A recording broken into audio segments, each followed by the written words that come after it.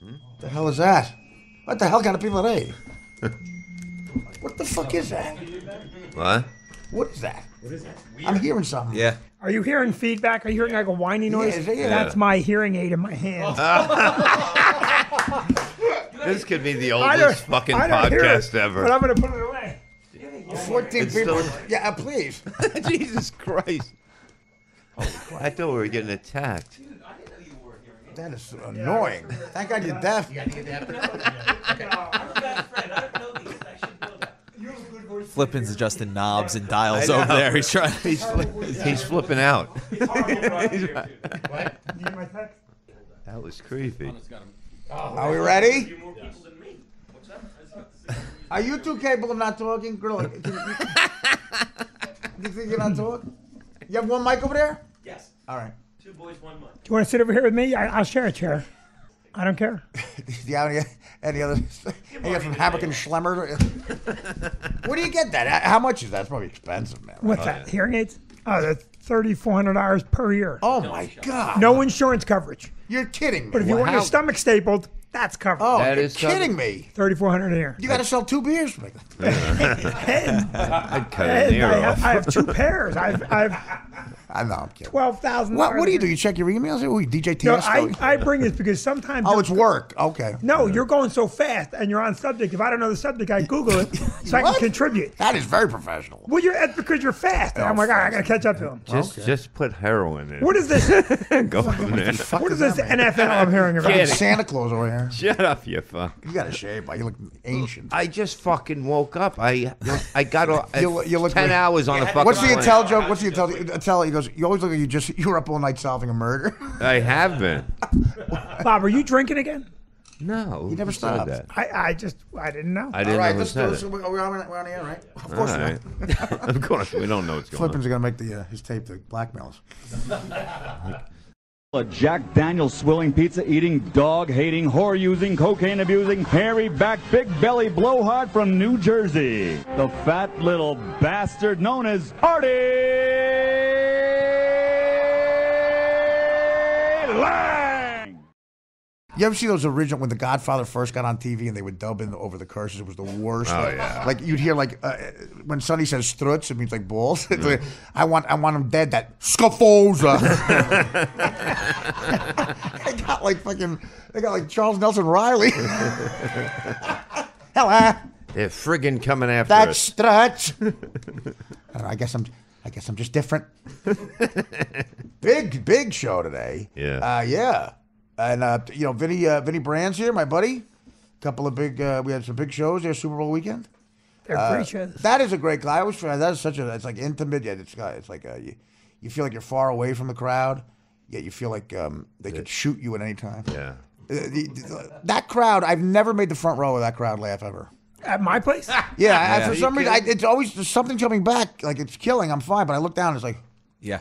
I You know don't what I know mean? about that. I mean, was a maybe tough that's front- every club. No. That night it was a tough front row. Yeah. I thought they were The first 6 They people were- were at a Well, front. my best friend you put in the front row. 2 of the stories were about him. It was odd.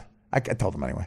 I thought you killed the whole. The kid who said he would go to college if the Giants covered.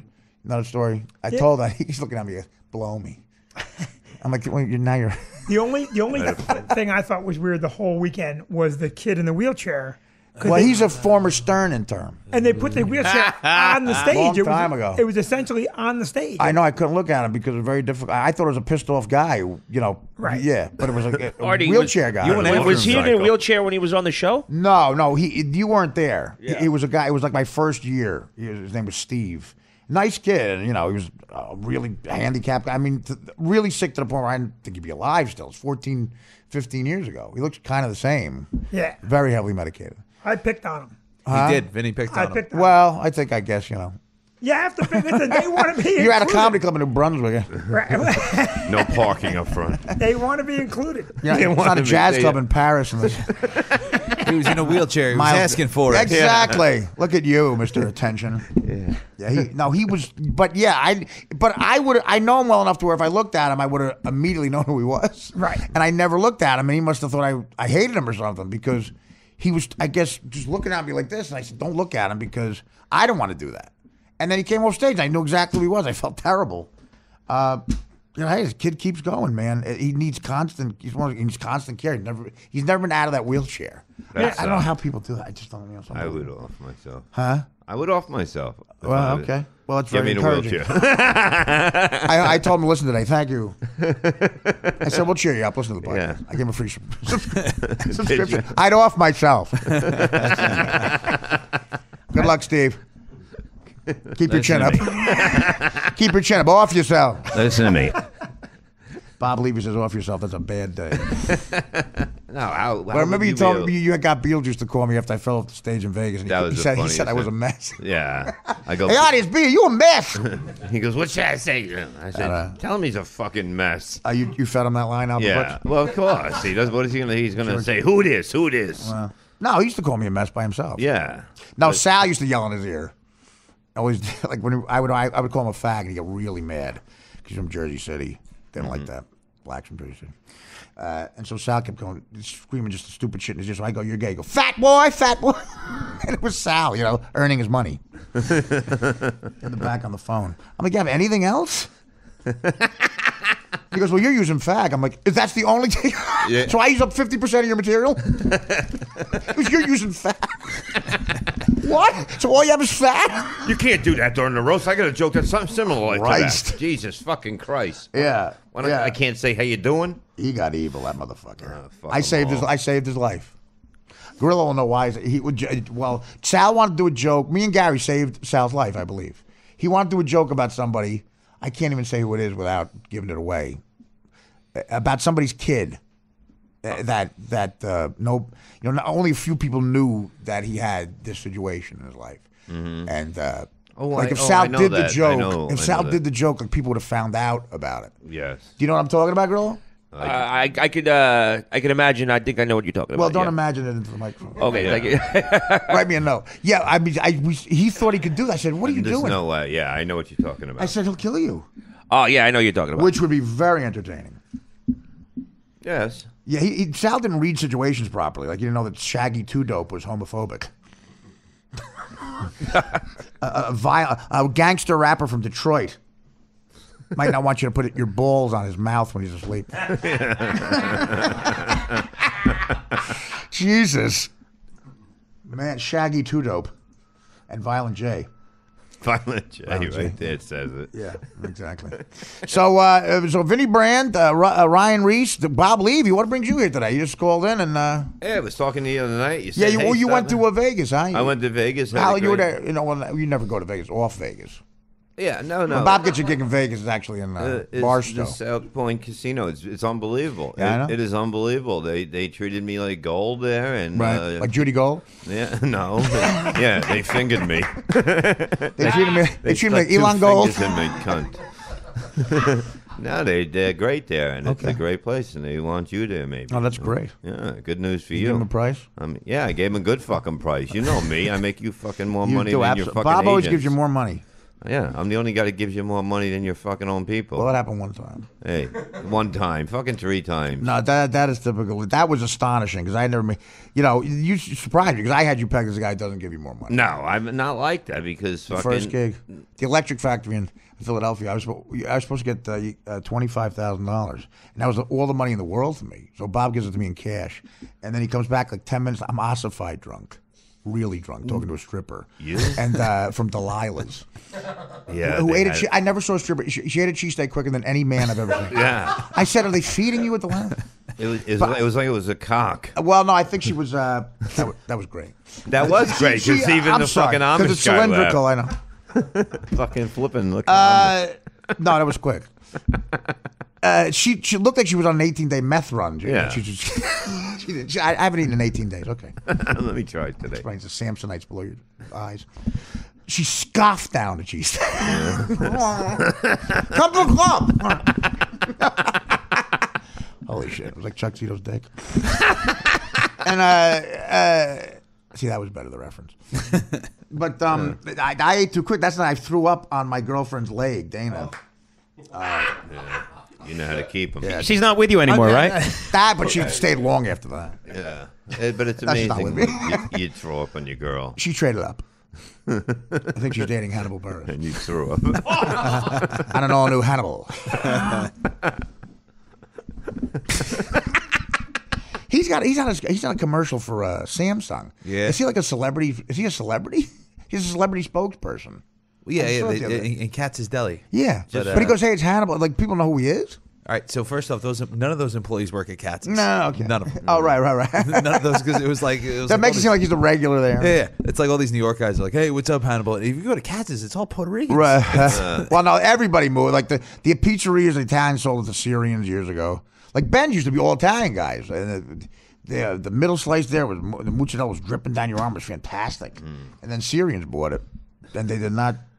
I think they wrote the recipe down wrong. Then the pizza was really oily, right? Syrians? No, what? What's that? Syrians, oily. Oh, I'm sorry. Extra cheese, extra money. Daddy. If you're a fan of jokes, you could technically edit the first 10 minutes down to that. Your dick joke with the cheesesteak and his oily Syrian joke. That's all I want. If you're a fan of Flip, jokes, that's all why I would want. you be listening to this? What? Huh? Nothing. Say that again? I said if you're a fan of jokes, why would you be listening to this podcast? I don't know. New Hannibal. If you're a fan of jerks, this is your stop. Hannibal hears somebody say something racist at LOL. Why does Ryan In the keep green mouthing room. the N-word? The green room of LOL. Jesus, Ryan, you got to calm it down. Either say it. You're in your own world, Gino. I know. Gino's arguing with the mad guy in his head. I didn't think I Arguing with the drip in the ceiling. Now, Gino claims he doesn't. When we get the video stream, Gino claims he does not. Are we getting a video stream, Boo? You know, I realize why you do that. You repeat the audience, right? What's that? When you say boo, you repeat what your audience says. Yeah. Now 3 jokes if you're a fan of jokes. Next. For those of you counting at home. Next. Can we get a 3 jokes. Bring up the next Can we get a guy. tote board? Did the priest miss at Ash Wednesday and hit your hair?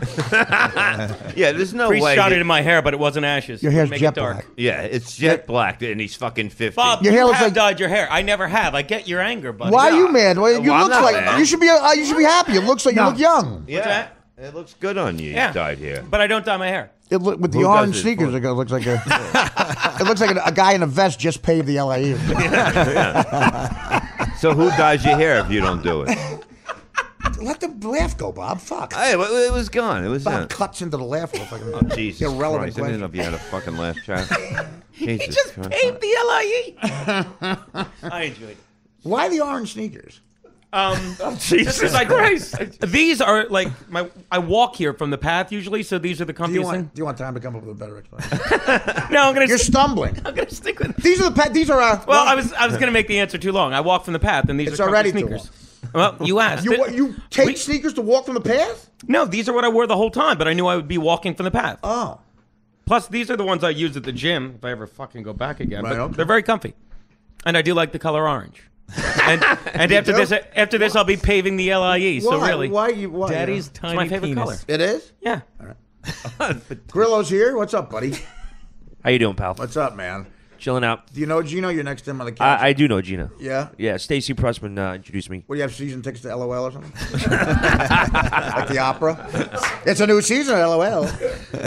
Guess what? Hannibal Buress. You're very important to us. Old jokes, new season. Well, how you? Did you move out of New York ever? I thought- I'm actually still in the same apartment that I was with Ganji. That was my second guess. Yeah. You still live in the same apartment, Yeah, that I lived with Ganji. and the one Stuttering John gave to you. No, that was the one on 65th Street. The that one was you found Stuttering John's nail clipping. yeah, nail clipping. It was fucking disgusting. A pound like in the Like a pile, like it was like. saved them? I bet if you still go to No, that he rug, just cut him. He just throw him out. no, he didn't throw them out. They were just in the rug.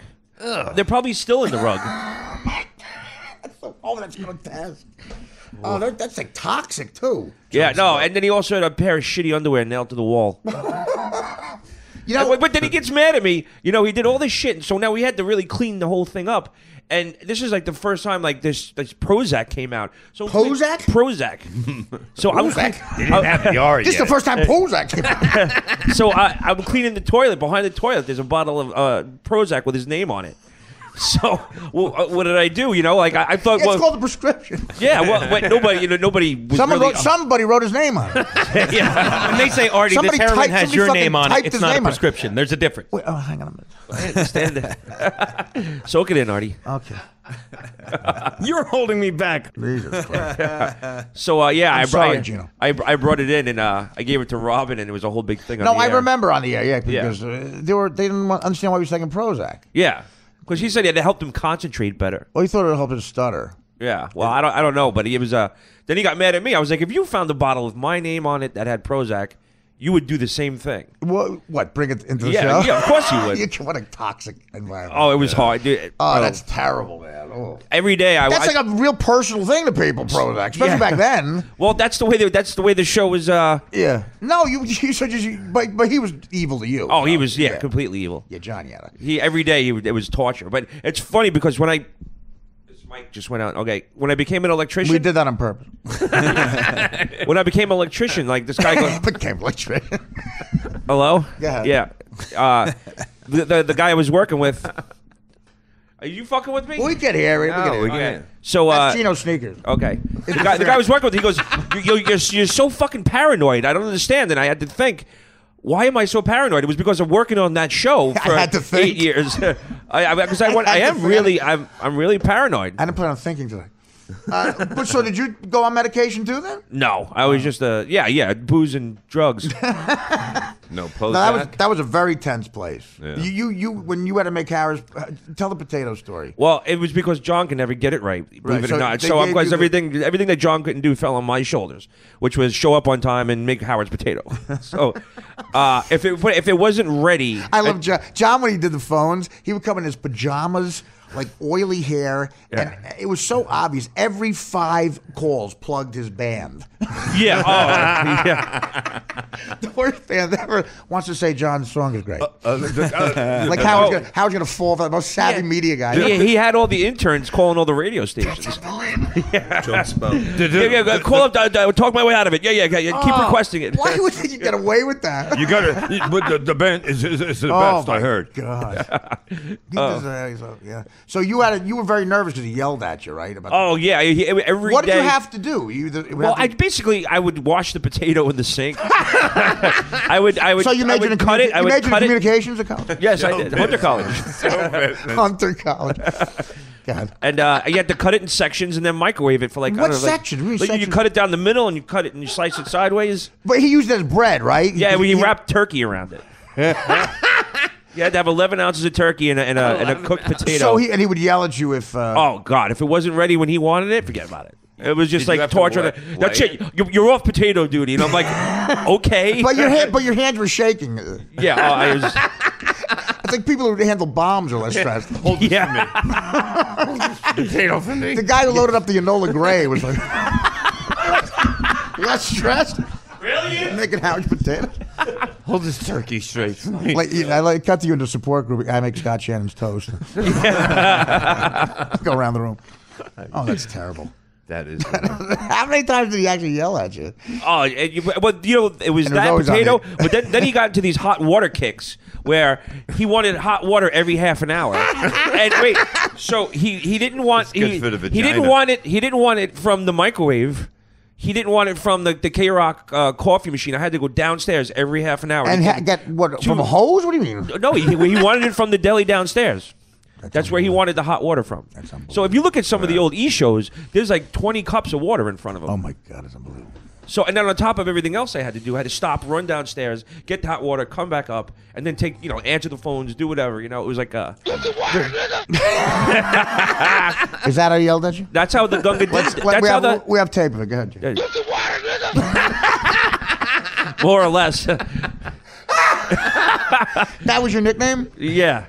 Negro. Let's hear it again. That's how the whole Gunga Din came about. What?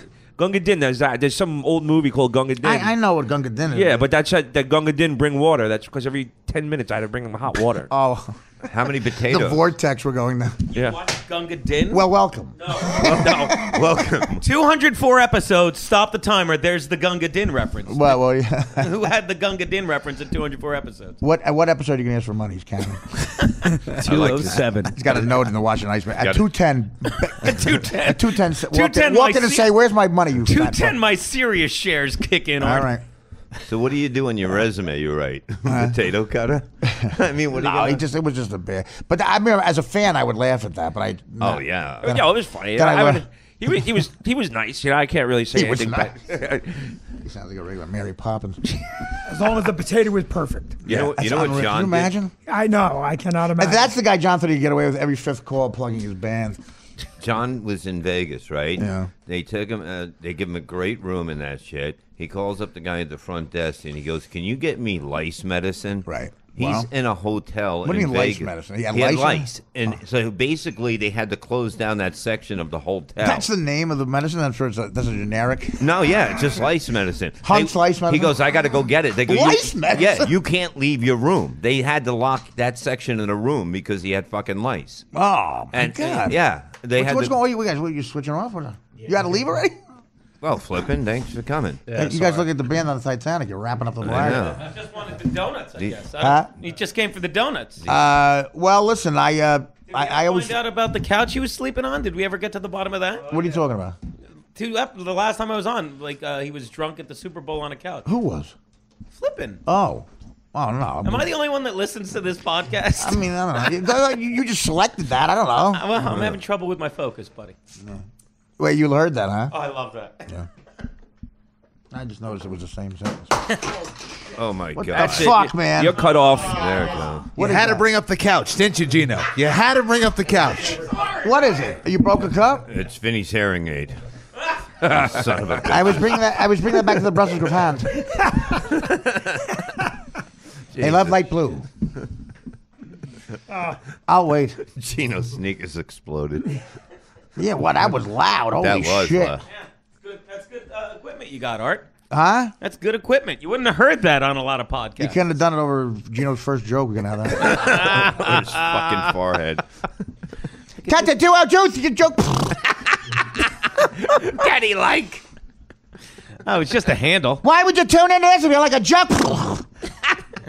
Hostile prick. Angry Was that the yellow green one was crowded? What's that? Are you able to sit in the yellow green one? Can the MC sit? No, Daddy closes the yellow. Does one. Al Martin let you?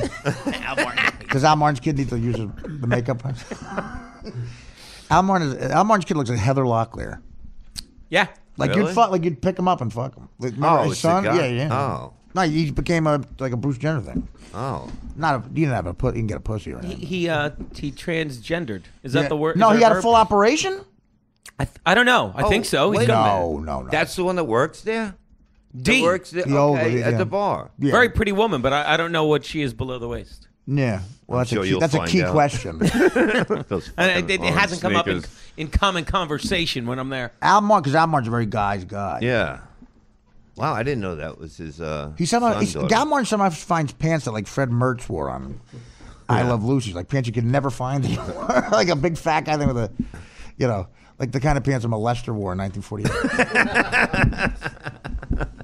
All right. Are we cleaned up over there? Yes. Now, can you play the thing? The Ash Wednesday? Yes. All right. Well, this is a request. I don't know if it was Ash Wednesday. This actually happened to me. This is really funny, and Howard was talking about the hypocrisy of a religion one day because it was Ash Wednesday, and he told how people get ashes who are not religious, and something happened to me that could not be a better example of that, and it involves a bookie and my buddy who was a runner for us, and he would go be the runner for the bookie at the McDonald's in Irvington, New Jersey on a parkway, and 2 of our buddies ripped off the bookie, and the bookie was very mad. And we had to meet him on what we didn't realize was Ash Wednesday. So this might be the hardest I ever made Howard laugh. And it went downhill from here. This is 2004, I believe. Go ahead, Dan.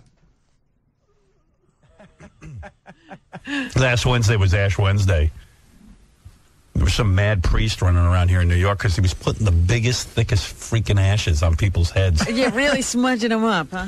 And the cool thing about Ash Wednesday is like, it's just like Yom Kippur for the Jews. Like, when you go to work and you see like 2 or 3 guys are out and you go, hey, I didn't know he was Jewish because, they have like a weird last name. Like, you walk down the street and go, I didn't know that guy was Catholic.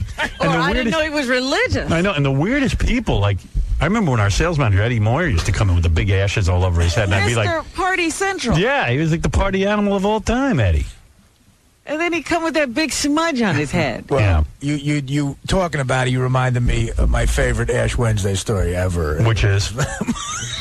My bookie used to get it, though. Well, now listen. Yeah, I mean, that's funny because I always... Right. You know what it is? Like Gary said, he went to Catholic school, and the nun would just like say to him, if you don't get ashes on your head, you're going to go right to hell. You're going to burn in eternity. And I'm like, that's so weird. Like, nuns are the angriest people. Like, what do they do? Like instead of saying, listen, this is a beautiful tradition. I do it because I think it's a lovely thing. It gives me a feeling. It's like they yell at you. They're just angry people. They scare the crap out of little kids. I mean, where else would you send your kid to be terrorized like that? But listen, this bookie story is once a week we'd go to the McDonald's to meet the middleman and either collect or give him money. Mostly he was giving him money. Me and my buddy would go because we were afraid, like we didn't know something would happen. So two of us would go. So a couple of weeks leading up to this one time we went, our one friend figured out a way to rip off the bookie. Hockey games, he figured out that every once in a while there was a hockey game that was played in the afternoon, not at night. But all the hockey games just listed in the paper as being that day, like Rangers, Islanders, whatever. Right. And he would put the bets in at 6 o'clock, and the bookie would just see all the games listed. So he figured out a way to bet on 2 hockey games that already happened. Right. Okay? Nice. So he would call, I'll put $10 million on that. So listen, so he called it at 6 o'clock, and he would put in bet, and he was a stupid thief because he bet too much money. Exactly. Yeah. So like 60 times was a big bet for us. He would put in 60-time parlays on the 2 games that happened. He parlayed it to him. Wow. So he'd connect them. So the bookie eventually found out. It goes ballistic. No. So one day we go to the McDonald's to meet the book. All right. Now not to meet the bookie, the middleman we always met. Right. We get a call from the middleman. He goes, I'm not coming this time.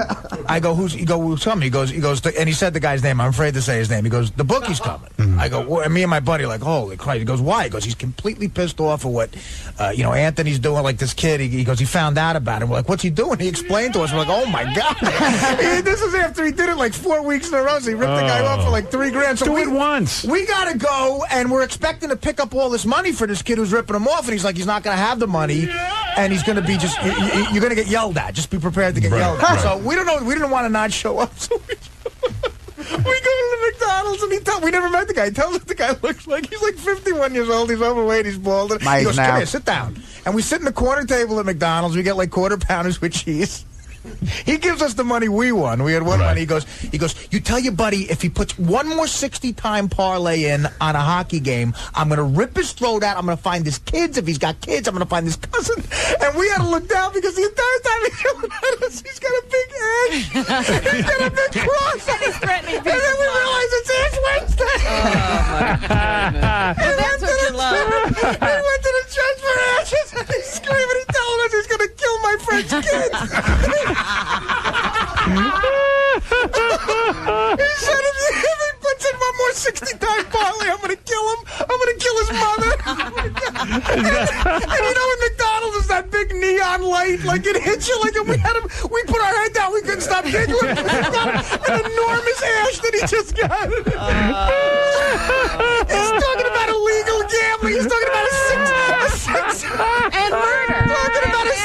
He's talking about a 60-time parlay on hockey night.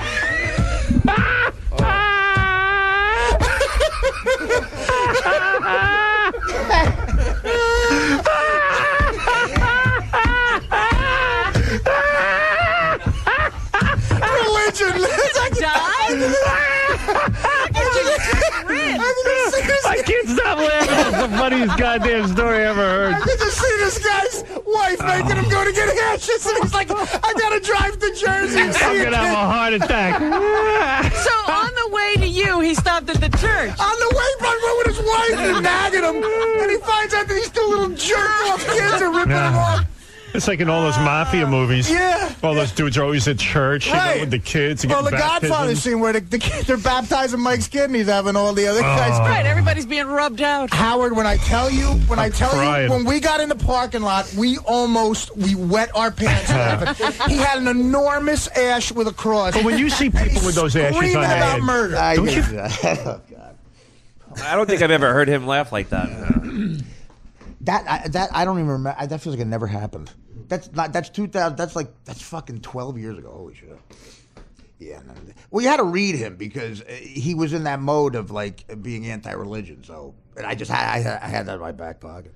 What's he got going on now with that whole thing he's doing? I don't know. I don't know. You could probably go forward. What I'll say is this. I think the only way I could tell that story today is if it had a nice ending about a cat.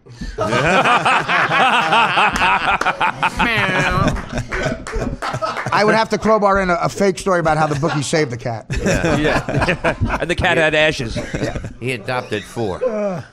Those stories have been replaced with interview with Gwyneth Paltrow. But Artie, you could probably that's what I did for a living for 8 years. Oh my god! Yeah, but 12 years ago, you could probably get those bets in again. You should try this kid. Oh my god, this kid was and the kid who figured it out. I mean, it was a smart thing. It is. You know, like in the Star Ledger, it had. Nowadays with the internet, I guess maybe this wouldn't even. You would look at the Star Ledger, and there was, I don't know why the NHL on you remember that, Gino, on a Wednesday to have 2-day hockey games. I do remember that because when I was a kid. I was just saying this to my buddy Aaron. He's from Toronto. I'm like, I'm a Leafs fan because my cousins love the Flyers. Right. And they would always watch it. And I was home from like kindergarten. Yeah. And I would watch that shit like till I was like fucking in 4th or 5th grade. Could you have found a story that was more irrelevant to the? Yeah, sorry about that. Yes. You told me you gave me a story why you were a Leafs fan. Yeah, I'm sorry. No, I'm saying. But I did in the remember Star that. Ledger, it's different now because I guess if you look on a website or something, it'll tell you the time again. Yeah, and but when I saw this kid Anthony. I think he's a landscaper now, but he's doing very well. I think he's an intern for Howard. I said, "How did you figured that out?" I said, "You figured that out." That's fucking gold. You know, Paul Newman says to after he beats the guy up because he wants to take over the gang, and he goes, "We're gonna hit the Flyer twice because they figured they'd have more money." And he goes. He figured that out. That's exactly what we're going to do. I mean, when I tell you this kid, Anthony, like, he was one of those kids who thought the blue part of the globe was the sky. You know, like, but I mean, he had a head for gambling. I said, why did you parlay? Like, every bet was like, he would, back when we bet time, like a time is $5. We didn't bet a dime yet. A dime is $1,000.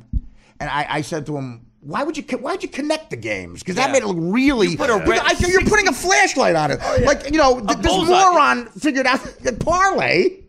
I've never heard of a 60-time parlay. Who? No one did on a hockey game. This kid grew up in Jersey. He's betting the Canucks and the fucking Winnipeg Jets. Hartford Whalers to the over. And the fucking, whoever, I bet the guy who, checked the scores for the book, he probably got a fucking scold. He goes, 4 weeks he won. He pulls up on you guys. He's talking about the end of the game. I got to tell you, I can't, hear that story again. The ash on the guy was like, it was look at the one Jesus dragged up the mountain. It was like fucking big. He was probably the first one in. Yeah. Right, exactly. They wasted on you. Yeah. But the scenario of his wife in Staten Island going, all right, I got to stop by and threaten the lives of. I'll get it after. That guy, we bet with that guy for 12 years. His name was Bobo. He disappeared one day. Like, we owed him money. It was the greatest thing. I was at his apartment once. You're in a bookie's apartment, they all have the same decorator. It's a folding chair in the middle of an empty room with the Daily News and New York Post and a rotary phone. And a tape recorder. They tape all the calls. And I remember I was naive about it. I go, why? What about the cops? He goes, no, in case you motherfuckers try to lie. You got every call, Yeah, that was before. Like, now it's all texting. You have the text, the screenshot. How do they let I'm you told. text? I'm told. How do you let them text that? What do you mean? I mean, that's all fucking documented. The cops get, and FBI get any. There's no way a connected bookie lets you text them. I'm bets. just saying. You text bets? No. They're not real bookies. Is my mic finally on right now? I'm not going to answer. This I'll let you say. Yeah. Watch you marched out of here by 2 guys in windbreaker. No. That'd be. You have Biscotti here? Yeah, it's right there. What? Artie, no. We got some betting sheets with hair dye on them. Get an orange jumpsuit to go with those shoes. I know. I think it's just. Yeah, but you wear the perfect shoes. It's just as easy to wiretap the phone, isn't Why? it? What'd you say? I'm saying, like, texting is the same as a phone nowadays. If they but the wiretap, you erase it. Like, that's Supposedly, No, but I'm saying who cares if you have an answering machine or whatever the fuck it is nowadays? The government could just as easily secure the phone calls as it could the text, I'm guessing. Well, no, but if you get rid of the phone calls, they're gone, is my point. Yeah. A text is never gone. But I think look, I It's in watch that cloud. I watch Castle on TNT, and they reference phone records a lot. It's in that cloud. Yeah, but not the phone call. The Right. I even think Columbo used to do it. If you can't, Yeah, but you can't. I think Artie means you can get the actual text message and see what you said, right? Oh, without a doubt. The phone call is gone. They can go back. One of the greatest moments of my career has been followed by one of the worst. And the only difference is you're talking. Yeah. So let's just do the math on that. We should make it a drinking game. How many times you go to me, and then when you say I don't care, Let me call my sponsor first. Budweiser? Is it Budweiser with your family there? Call your bookie. Anyway, that guy disappeared one day. Probably we started betting with that when we were 15 years old. That's good. You won Well, money. everybody's older brother to bookie. But bookies are so dangerous because you didn't have to lay out. You didn't have to give them money. You're just on a fucking phone. You're just saying, Just give go, me yeah, give me more, give me $5,000. more. You know, Fuck I it. remember the first time I put it in the bet, I go, give me $200. Really? like I have a bet for $200. Yeah, it's like getting a new credit card. And then you're all Like, scared. fuck it. Yeah. You know?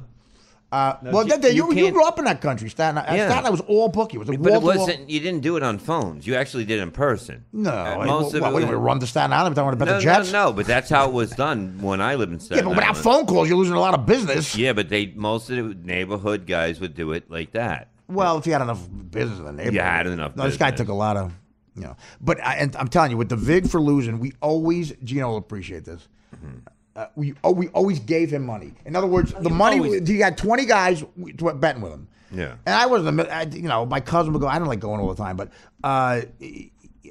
we always had after we paid out the guys that won, there was always money left over to give the bookie money. Like it was the house. And he would say, as long as there's 20 guys betting, or 15, and there's a vig on a lose, I'll always, like it's the house always wins. It's casino math. Yeah. But you got to be nuts to be like, because well, first of all, that proves my point. This was on the way a flashlight. This was the only time in 10 years he was going to give us money. He knew something was up. And first of all, people were in the McDonald's, like kids are going, I want the number 2. You tell Anthony, I'm gonna fucking kill him.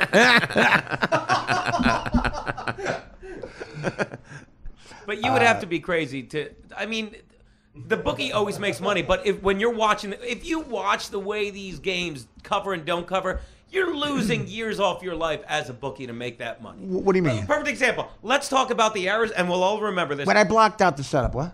If you're a bookie, you're going to make money. You're always no. If you have a certain amount of guys, But you're going to lose years off your life watching these games. Some of the way you. That's the thing. cover and You don't got cover. guys. If you're a guy who's got more than You're enough, not watching a game. Please. That's what happened. This guy Oh, got. please. This guy You got just complacent. collect He's not it. watching every fucking hockey game. Yeah. No, that's just it. You And- can't watch the and games, or could you'll take- lose right. years off your life. And you could take bets till 7:00. But sometimes to make sure they didn't forget, they actually bet like the minute the hockey game. They would bet some games at 2:38 in the afternoon, and then another some at 7. Imagine, morons. Imagine you're a bookie for the the NFC game in the playoffs between the Packers and the friggin' Cards. The Cards are giving 7 to the Packers. By Cards, you mean Cardinals. The Cardinals are up 7. It's that you remember it's the end of the game where friggin' on a 4th and 20 out of his own end zone. Friggin' what's his name? Aaron Rodgers throws a Hail Mary to the 50 that Janice catches, and you're like, all right, we're still fine. And all of a sudden he throws another Hail Mary as time expires. Touchdown Packers, you see all your money that you made go away, and suddenly you owe money. You know what I like about this? It's a glimpse into your videos. Not an all-new video. Gino describes a Hail Mary pass. 2 of them on the same play. That's a fucking rosary, people. Come on. Watch Gino set up a green screen at the LOL Green. The LOL. Where do you do the videos? You do your videotape them. Your roommates, I do it- open mic roommates will make more than you said. That you wake them up at 10 in the morning because you're screaming about the Chargers. And Well, you make those them, are but the ones I've been doing for 8 years in the studio, I do in Woodbridge. with my what buddy- studio? You have a studio? Mike, a good friend of mine, Joe Fernandez. He's a comic Joe's a too. good guy. He works. In How the many studio. comics do you know? What's that? This many. He's a comic too. Yeah, just give my buddy a plug. But he's I've been Where's- doing where's them he 8 playing? years there at a studio in Woodbridge. They're really nice, high def. How'd the HD, Menuhin baby. podcast go? It was a good time. Yeah. I told him the story. He lives about, with a black kid named Menuhin. I told him the story about how I told Artie you were black. He goes, you didn't have to tell me. He was Yeah, Menuhin. Yeah, was he Irish? Menuhin. Menuhin. I've Yeah, never heard I that know. one before. Menuhin is a unique name. Yeah. Grillo, anybody named Menuhin ever? No, just with the leaving the doorstep. Were you married? I'm legally still married. How? To that girl, I met her, right? Yeah.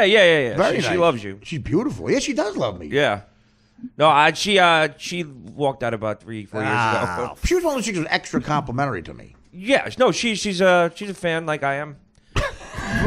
And she never. You're still legally married. What happened? Yeah. Why would you? She became a raw vegan.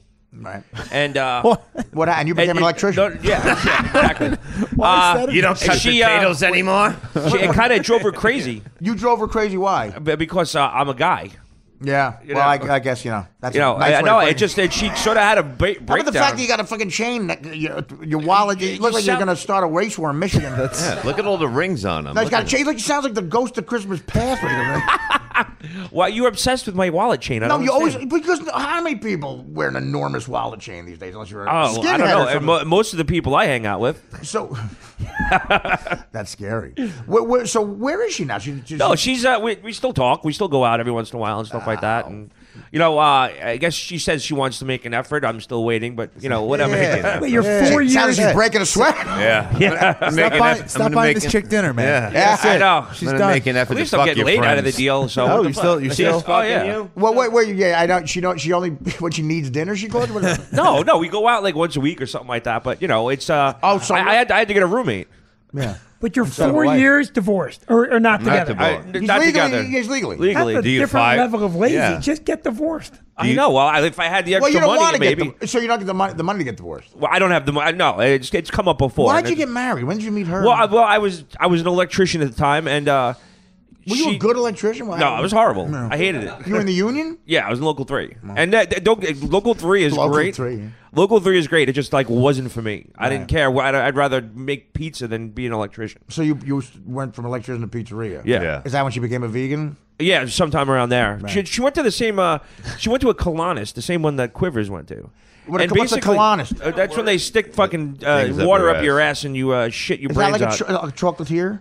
Yeah, Dan's wife is a chocolatier. there's a Willy Wonka of colonists. What do you mean? She would go? Why she just got her asshole cleaned? She got into this whole health kick, and colonics are supposed to cleanse your colon, so she started going. But the guy kind of brainwashed her, like where it's no guy? seriously. The guy? He put No, the hose in the wrong place. I'm gonna tell you. Oh, boy. I'm gonna tell you a He trick. ass washed her. Yeah. I'm brainwashing you.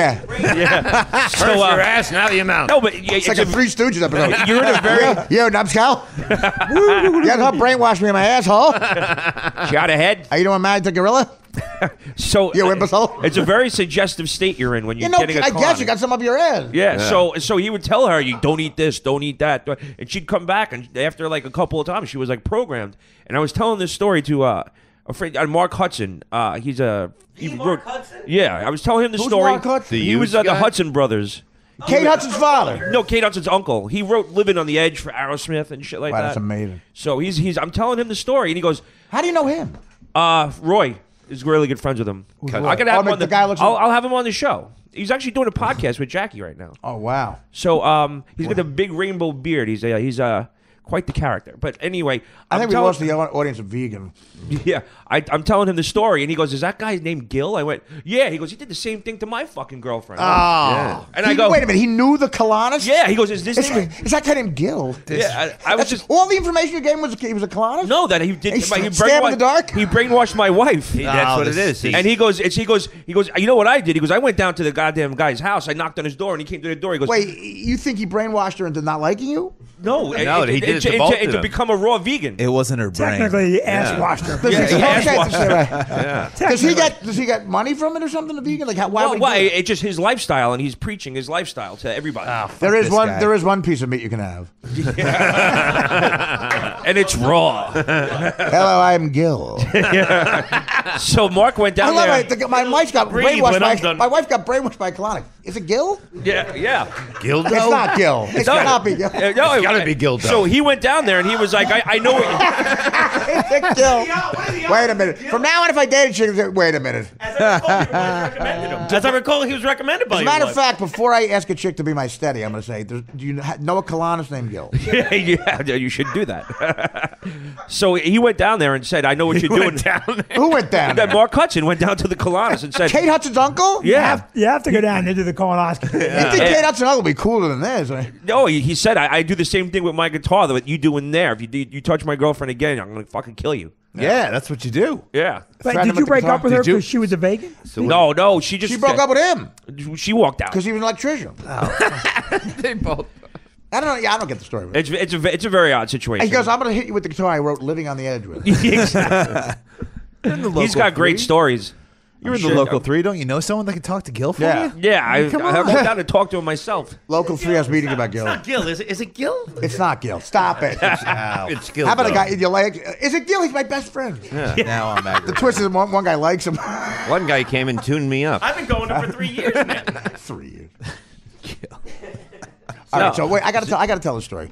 So I go to this doctor, this diabetes doctor.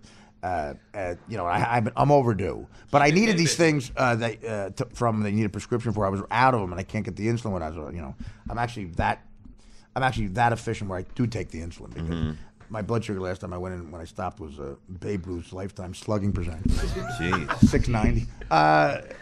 So this guy is, he's a nice guy. But he's very, very, he scolds me. I don't do it right. He has a nurse who hates my guts. Like she just thinks I do everything wrong. And she's like, he leaves. He tells me, he's like, "You gonna listen this time?" Or, all right, calm down. I'm paying you. But she's an older woman. She goes, and I told the doctor, I go, I don't want to get somebody in trouble. She's like, I don't know. It's like I feel like a nun, and she looks down at me. Yeah. He goes, well, she's like that. She's worried about you. Like, I don't think that's it, She gives you that look who's not dead yet face every time you walk in. She's one of those women who, I think she Googled me and saw me, throwing a piece of bologna at a stripper, I think she's like that. Because when I fuck up and I come in with blood sugar size, the look she gives me, do you do anything right? Is there anything your mother's proud of? My grandson had to go to McDonald's to see you one day. Bobo? Have you met Gil, my husband? So, Gil would be her husband. That's yeah, exactly. So what happened today? I wish this was on tape. So I go in there and I was wearing this jacket. I switched jackets because there was shit on it. Long story. And this was in my car for a long time. I haven't worn it in a while, but it was chillier than I thought. So I put this jacket on. I didn't check the pockets, and I go in there. And so I go and I get ready to get my blood sugar checked. And she's in there, and she goes, well, hang up your jacket. You can't give it in. I'm like, all right. And she goes, empty out your pockets. And I thought of her. I said, yeah, She goes, well, and she always checks. Really? Like she finds keys and stuff, gets mad at me. And in front of, I always highlight. He goes, you're doing well with the food, no sugar. And I'm like, yeah. And she's like, really? Yeah, sure. Wait. They make you empty your pockets at the doctor's office? No, because she puts it in the closet. She don't want to be responsible. I was just saying, it sounds like you're walking into rehab. No. In other words, well, this isn't Gil's house. Not If something gets stolen, they don't want to be responsible. You know what I mean? Okay, I got you. Right. Okay. Thank you, Gil. Gil. That was a real Freudian slip.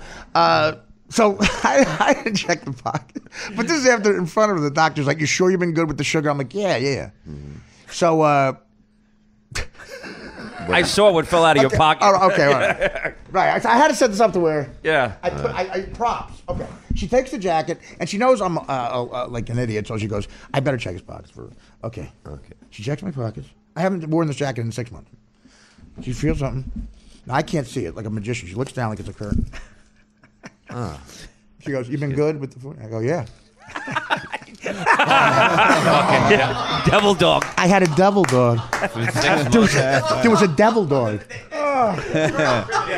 Yeah, old jacket. I'm holding a devil dog. Real good with the sugar. She looked at me like Clint Eastwood in The Outlaw Josie Wales. It's like putting that. She got she got an ace on the turn. You've been good. We can either live should've told her. together. I didn't know what. I'm 48 years old. Together. I didn't know what to say to her. It's up to you if you want it, punk. I go. So how much not to tell the doctor? But what's the date on it? I don't know. You should have told her. If Oh I'd my- eaten it, it would have been a wrapper. Oh my God! I'm like, I brought that for your kids. I brought that for your son. What is he? 61?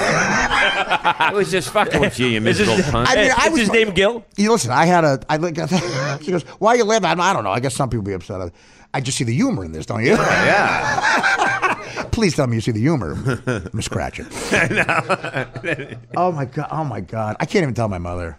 I said, don't tell. How much not tell my mother? Don't tell my mother. Because she knows the doctor. Did you bring a devil dog to the diabetes? Please, You did not. Please. You did not bring a devil dog. I just, you know what? I just can't. I'm telling people you're dead. Please. Telling people you died. Fred Stoller, the comedian. You know Fred Stoller is a skinny guy from Ray Romano. He's from Coney Island. He's got the Jewish mother. He was on the Norm Show. He's been out in L.A. for like 30 years. His mother calls. Stuff's not going well. So his mother calls once a week and goes, my friends ask about you. I'm telling them you're dead. Whatever happens. I'm telling you. She goes, is it going well out there or just the usual? He was a writer for Seinfeld for like... Mm-hmm. But he's one of those guys in comedy that doesn't bullshit you. It's funny because he's one of those honest guys. Like some people in comedy, like they're fake. Everything's going great all the time. Really, it's going great. Everything's going great all the time. L.A. Yeah, that's what it is. Yeah, where they are. I mean, everything's that like the development deal. Yeah, God, it's going to get picked up. I'm telling you. Yeah. I'm like, okay, I can't deal with that. No. Every funny person I know says that even if it's going good, they say it sucks. Oh yeah. And Bob. Yeah, they always go like it's shitty, Like I remember when I hung out with Norm for 5 years, he would do Letterman. I go, how'd it go? He goes, I don't know. I don't think it was that good. I watched it was like the best talk show appearance I ever. Yeah. Did you hear them laughing? So that's what Fred Stoller is. He's funny because he's always honest about how shitty it's going. Even when I said, you were a writer for Seinfeld for 4 years. Yeah, I got a writer's credit on 2 things, but I didn't write them. I goes, what are you talking about? He goes, it was they would yell. I would bring it in, and like Larry David and Seinfeld would just take it and go, just leave. I go, what do you mean? I go, we're just going to go in the office and write it. I go, what does that mean? You get a credit. I know this. I know the characters. Because you really want me to leave? Yeah, just go. And they did that with everybody, supposedly. They would just take the script, go in an office, just the two of them, rewrite it till 9 in the morning, and that's why it was great. Yeah, exactly. I go, well, what about the script? He goes, it was unrecognizable. The only thing I wrote was my name. Just leave. Just leave.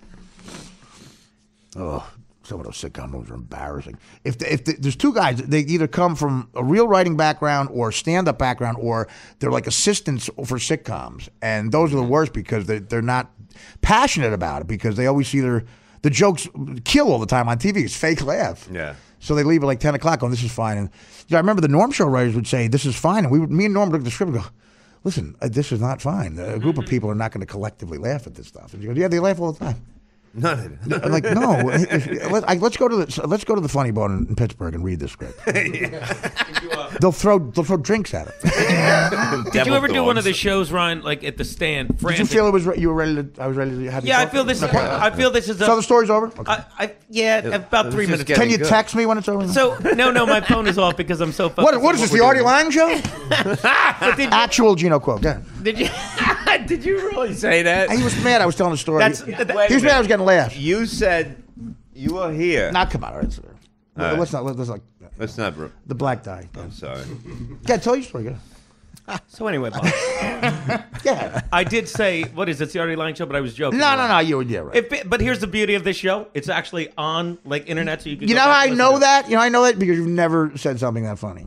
So it had to be true. Out of nowhere. That was your 60-time parlay. I'm going to allow that. 60-time parlay. But did you ever do a show like Frantic? Sometimes they have like writers from shows on. Sure. That used to be Mike Costa's show. Yeah. And what is the question? There's a show Monday at the Stand called Frantic. Not like the I name love of it that matters. title. Who came up with that? But every Those once two a brothers? month they would have like writers on, and they would go up there with Well, their you hate them? smug You hate face. writers? What's that? Oh, you mean like smug writers, like Yeah, and they would read these jokes that weren't funny, and they didn't even want laughs. It's almost like they didn't. Well, want... some writers are good, like the writers who wrote your jokes in the '60s. Were Yeah, they were great. They were great. When your jokes were originally written. But after a while, you couldn't bring watermelons and mallets on airplanes, so I had to move on. I don't know what that But means. I'm telling you, they were just up there with their smug. What do you mean? faces. A writer of what? Sitcoms or like a film writer or something? No, they all wrote for MTV or Comedy Central. And That's why they were smug. No, they were up but they weren't funny because they were writing. They were reading jokes like the ones okay. you would get with the. Oh, that would make me furious. Oh, they it did. You said your act was good. You're not ready for guy code. It's almost like they didn't want them to laugh because they felt they were. It's like they didn't even understand. How's the your concept of it. Their creds were literally MTV shows. Like what? Well, all right. So here's the thing: Muslims don't know because unlike stand-ups, they're not going out every single night, looking for approval from You're strangers. defending the Ryan Like, Reese? we're the psychos that are like, I got to make these four Right. people in their No, basement. I know. laugh. Again, if they go in with comics with that attitude, fuck them. I mean, Yeah, what's the Ryan, like problem? Ryan. The next day, did you walk into a writers' meeting in comedy and be like, let me do this. That's the reverse of it, though. You could tell in rehearsal what jokes as a comic are going to work and not going to work immediately. Right. You can tell because you're like, oh, that's not going to work. Exactly, because because you're a fucking comic. Well, like, because that you was my see point. it every night and you're around it. No, It's yeah, your job. These you know. guys are just like, oh, this. I'm used to people reading these lines and someone hitting the laugh track button, so I'm funny. You're not. That was my point. I mean, the brooding writer who's not Hemingway. That's the most aggravating. And by that you mean he's not even Muriel Hemingway. Well, no, I just. Go. This is the Artie Lang I show. would allow you to have an attitude for that joke. I would go in. If Gino goes into clubs for like the next 20 years. Are you the Muriel Hemingway guy? Is that you? Is that because that's a legend? Can you sign my but like sometimes going on commercial auditions, this would happen. Like that happened with the guy who wrote a Sprite commercial. He wrote "Obey Your Thirst," and he's like, upset like F. Scott Fitzgerald in the corner, like Zelda's in a mental institution. His clothes were like, no, hit "Obey," you're ruining it. The best of sodas. It was the worst of sodas. Obey Your Thirst. No. Do the post. Unbelievable. That was the commercial guys were like that. Advertising guys were like that. Yeah. I'm pretentious advertising. I'm on Prozac. That was like they really. It was really a weird thing to take it back then when you're the John. Because here's the thing: why it's odd. It's hard to give them that early. It's kind of fucked up giving it to them because you could be suicidal and on Prozac. That's why. And that's what they were saying. But now everybody's on Xanax or something. Yeah, well, it's 14 years later. Yeah. But no, it was just Prozac had just come out. But John was torturing you though. Oh, every single day. I know. Yeah, that's what John brought it on himself. Yeah. Well, it's kind of like, what would he do? He would have it. It would have been 2 seconds before that shit was on. He the was air. unbelievable. He would try to do the thing where listen, we got to. When he goes, listen, we're friends now, right? Like, I don't know. I bought you lunch the last 18 days. I guess am I getting reimbursed for that? You go, here's the rule. If you don't want something said on the air, you got to tell me. Because if you tell me specifically, I won't say it. Yeah, no, and you understand, so you have to tell me to my face, I won't say it. Okay. There was that code on the show. But sometimes you'd forget something. First of all, on a blackout for the weekend, I don't remember exactly what happened. Nobody knows. Yeah. You didn't tell me not to tell him you shit in the fountain. I didn't know I shit in the fountain. Give me a list of what I did at the San Diego Improv. And let me pick and choose.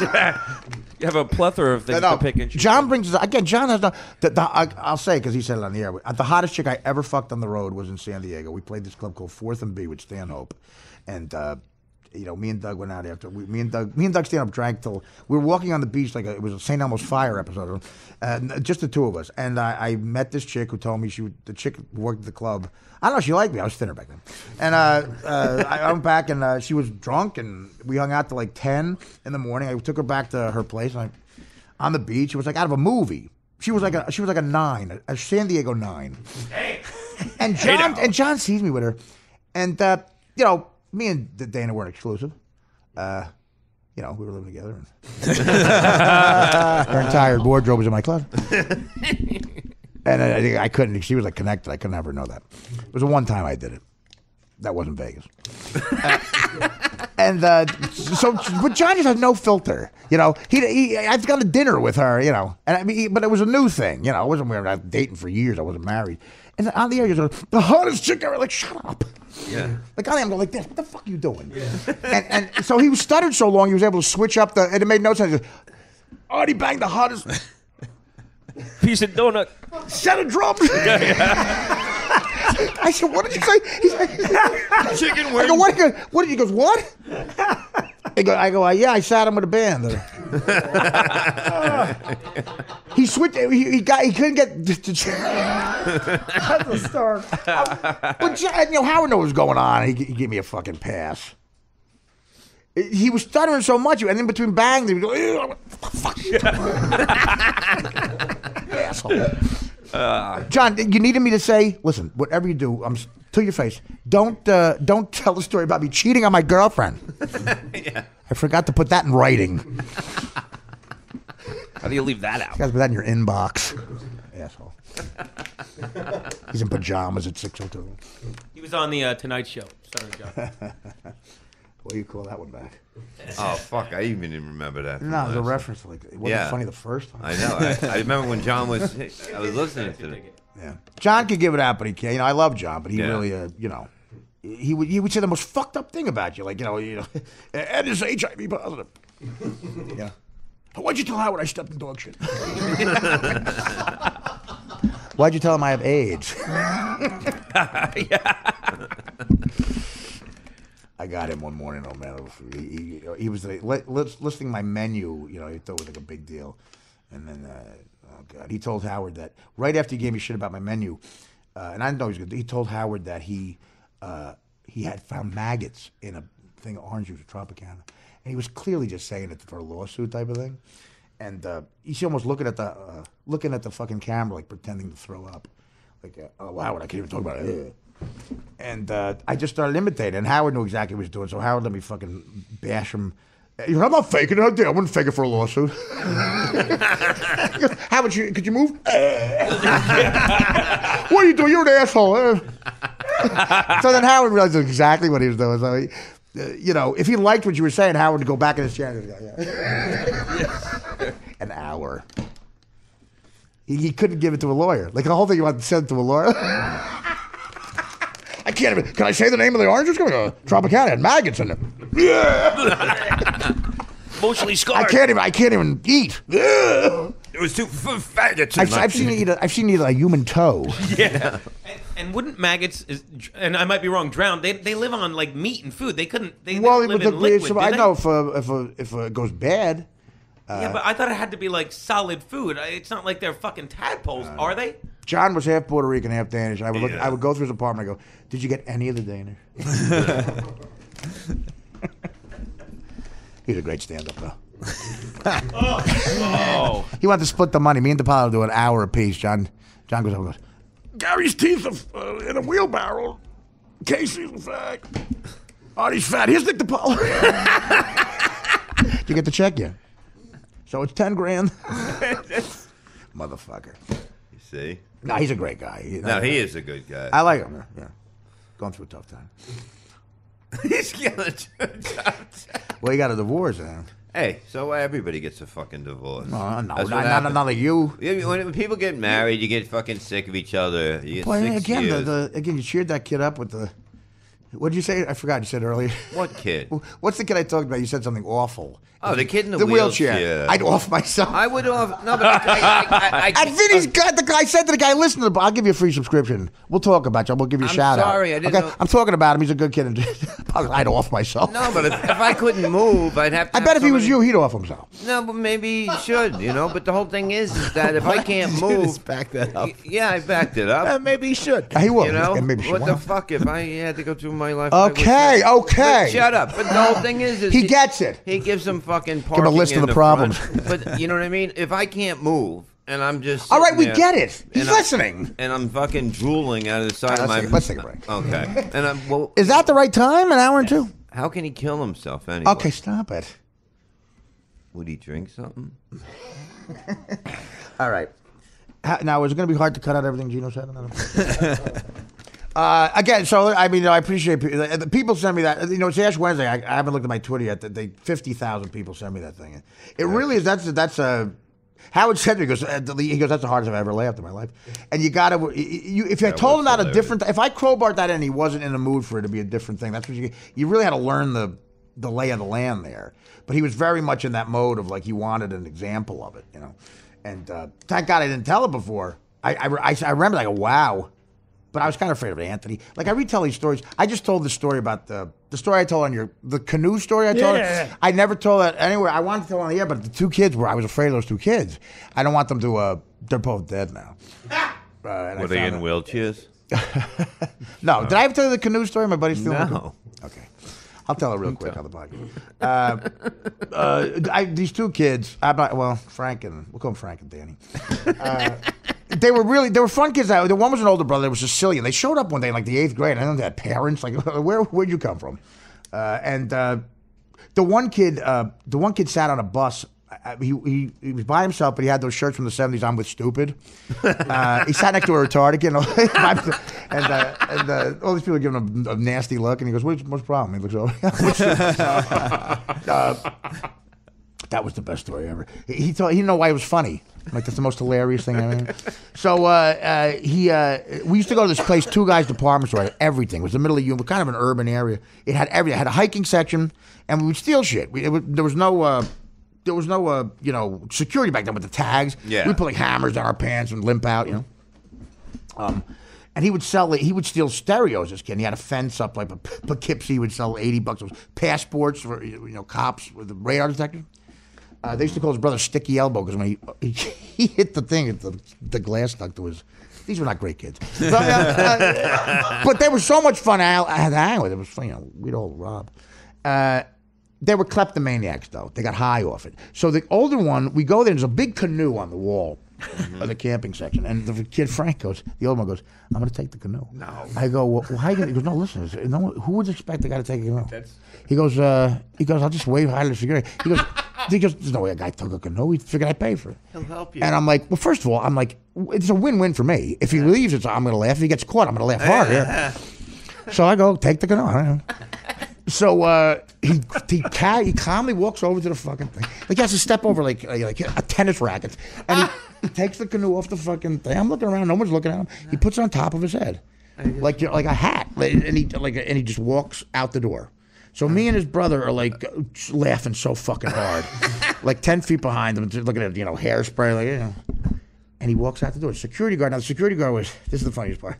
He's one of those security guards, like 70, retired, not swift, not in the mood for anything. And he looked like White Castle or this job. Yeah. And he waves to him. Frank waves to him. He goes, "All right, buddy, yeah, enjoy that." He's like, "You be careful. You forgot the paddles." We hate to hear customers get in trouble. We'll break a knee. Where do you hear what you just did just now? Calm down. You remember what you just said? Yeah. All right, calm down. Okay. Don't say it out loud again. So you're very perceptive. Wow. We see him. We see the canoe is like bobbing up and down because he's laughing. So he gets away with it. He takes the canoe. So the next day, my buddy that also was there, this kid we called Joker, he calls me up and he goes, "Did you hear about Frank?" I go, "What happened?" He goes, "He got arrested." I'm like, "Oh, fuck! They knew he took the canoe." He goes, "No, man." He goes, "Are you sitting down?" I go, "No." He goes, "Sit down, man." He goes, "This is the funniest." Because the kid was almost retarded. I couldn't believe he did something smart, I go, "What happened?" He goes, "Okay, he got arrested today trying to steal the oars." I called my father over. I said, "Repeat that, please." When my father loves stories like this so much. When he was a quadriplegic, he was depressed and suicidal. He go, "Tell me the canoe story." He wanted to meet the kid like it was Elvis. So I said, "You got to be kidding me." He went back in and he took it to the guy who bought stolen goods. He goes, "I'll give you $80 if you get the oars." I go, "Why did you say how much without the oars? You get the fucking oars." Yeah. And he went back to get the oars and he gets caught with them. But here's the greatest thing ever. The same security guard's there. He catches them. He goes up, he sees the oars, like real puzzled. He goes, "Hey, did you take the canoe?"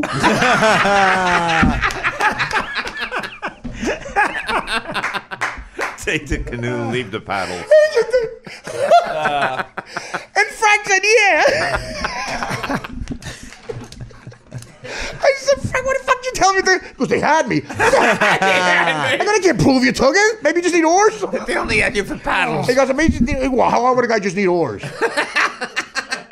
My favorite thing is though. My favorite part about that story is the best part is that the stupidest guy in the story is the security guard. Not for nothing. Did you take the canoe? No, yeah. See, adding not for nothing. No, Frank imitated him, which was he goes, "Did you take the canoe?" Well, if Frank is, he was like, he heard him say this on the, like, yeah, Columbo, yeah, Columbo. He used Matthew Perry sarcasm. Again, those two kids were, they were very, they were ne'er-do-wells. I think they were orphans of some kind. They came to live with another family who were Italian. They just thought they were like their Goombas or something. Yeah. They stayed with them, They thought they were never going to get caught, so that's why he had the. Look, he got away with the brilliant. That's like Yeah. Einstein inventing the bomb and then going, "Let me invent something else to cover the bomb." Yeah. Let me go get the blanket. Yeah, no, it's like, what are you doing? Growing up with kids like that that was my college. No, it's fucking insane, but Yeah. the fucking canoe laughing as it's going down the fucking thing. Oh, it's hilarious. But you figured out. You said paddles. Yeah. No one's ever said that before. I figured, what the fuck? You got to go back, folks. Well, he did. My father laughed at that. My father was such a fucking kleptomaniac. He laughed at that story every time. It was easy to rob shit back then. You'd go in and get Well, there was the yeah. records and all that shit. Take care, right? Yeah, right. Exactly. No, they didn't have those tags on. Nothing had a tag on it where you had to rip it off or anything like that. Yeah. And you can basically, if nobody was looking, you can basically get away with My it. father, my friend went into Sears when we were in college, and he wanted a fishing reel. And what he did, he didn't want to steal the reel. He wanted to just reprice the reel. So what he did is he switched the tags. Yeah, right. Goes up, pays for the reel. He gets to the door. What's he saving? Security guards grab him. Yeah. He's like, I didn't do that. And videotape of him doing it. Of course. And the guards videotape. like, What do you? yeah, exactly. Can't argue with that. It's videotape. I put a higher price on it. My mistake. See, that's why I don't ever know. There's no way. I paid the money. I feel awkward tipping. It's not a felony. When you're on video, you're just busted, and it's just a terrible feeling. No. So my daughter drove my car, took my car. She said, I'm going to work, and she comes home like 2 a.m, and I think nothing of it. Well, like 6 weeks later, whatever it is, I got a ticket from Easy Pass. She went through Easy Pass. She was in New York. Well, that's why a lot of guys don't do the Easy Pass. They wait in the line because they want a record of where they were. Well, so now I get the ticket. I go, hey, that night you were working. I go, here's a ticket from that night. She goes, no, that's not me. I'm going, it's a picture of my car. Exactly. I can make your head out in the picture. Remember that there was a lawyer that got this deemed unconstitutional, but at the beginning of that, they would time how far you got from one toll, like how fast you, and they would give you a speeding ticket after the fact. They go, there's no way, if you got there in 8 minutes, you had to be speeding. I never got one, but I heard that they would do it. No, I knew people who got it. Yeah. Well, my daughter said to me, oh, well, the Easy Pass camera must be wrong. I'm like, yeah, of course, the camera system's wrong. Give me a break. When you're on tape, you're on tape. My father would forget he was a quadriplegic and suicidal for a second. He would laugh at that, and then we go, can you kill me now? I said, let me get the remote. They put the Frank and the 2 kids are there, right? Kill with a canoe. Now smother me with the pillow. That's one of those. That's but one Gino, of the better. you never took shit as a kid? Like went into a store and just yelling grabbed at him? He's like, what's right? What's wrong? You I never committed a felony? I never really. No, really. In college, I stole shit from 7-Eleven. Honest God, that's the most I ever did with the stealing shit. Well, Yeah, I would steal food. If Gino has a good one, in the pre-interview, he tells us. You want to hear the coolest way to steal shit from 7-Eleven? Not My now. buddy used to do. No, I'm going to tell you. Okay. Because I thought this was brilliant. He would go in and he'd get a Slurpee cup, right?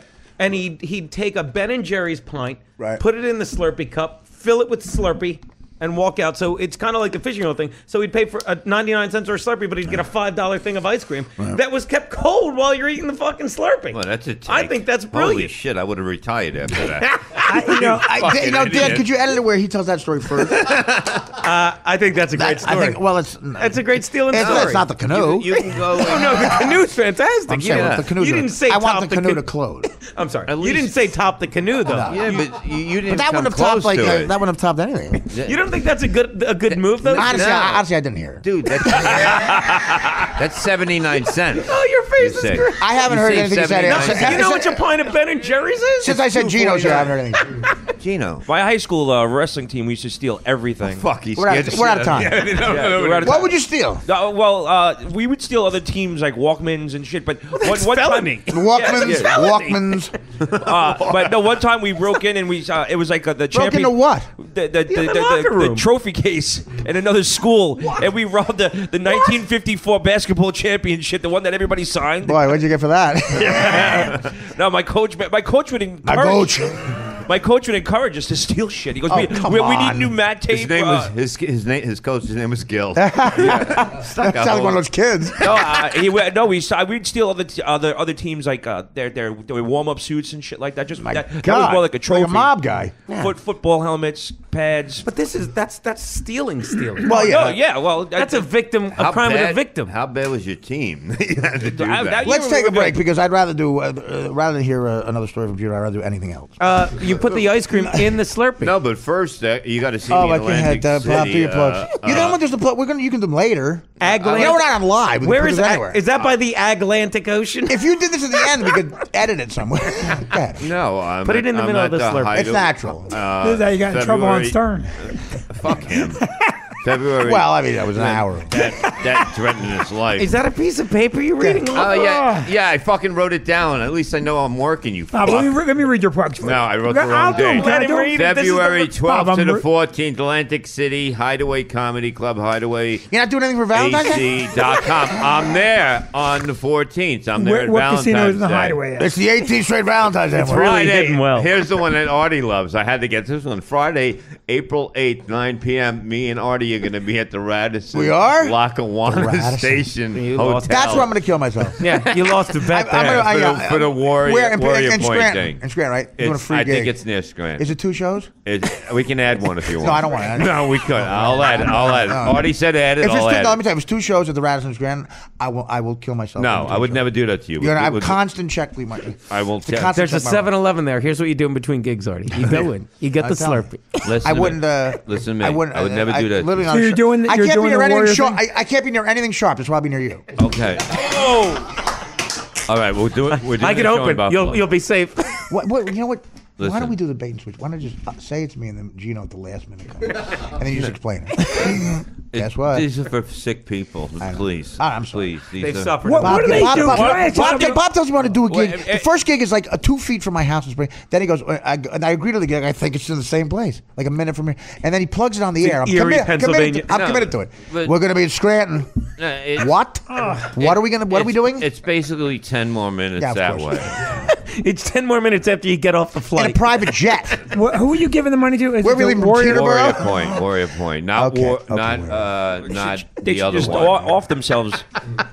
Honestly, there are certain comedy clubs that are so depressing. Like, if I wanted to, like, in other words, if I wanted to kill myself, I would go to Zany's in Vernon Hills, Illinois, Okay. or I would go to, if it's still Bananas in Poughkeepsie. Yeah, I remember that It's in time. oh my god! You wanted to because you're going to fucking- kill yourself, like, and you really are committed to it. There's nothing in either of those places that would, change your mind back. Riddles in Chicago. That back room. Riddles in The Chicago. back room at Poughkeepsie. That big back room. Remember they put you Yeah, with those pictures? you know what? We were at Riddles in Chicago. I was there once because on the way to Zany's, we drop off the shitty car. and I never thanked you for the ride. It is exactly Gino, that. this is you. I thought of that because I did Vernon Hills once, and they wouldn't put me in the big Zany, so I'm like, I'll just tack on this Riddles I did place. Riddles once. Matter of fact, the guy who owned Riddles, I did a okay. Bananas. Can I take a break? Are you done? You're the one arguing He's about in the Scranton. Atlantic Ocean. Did you book us from Winnipeg? We're going to do a Tuesday there. Okay, whatever.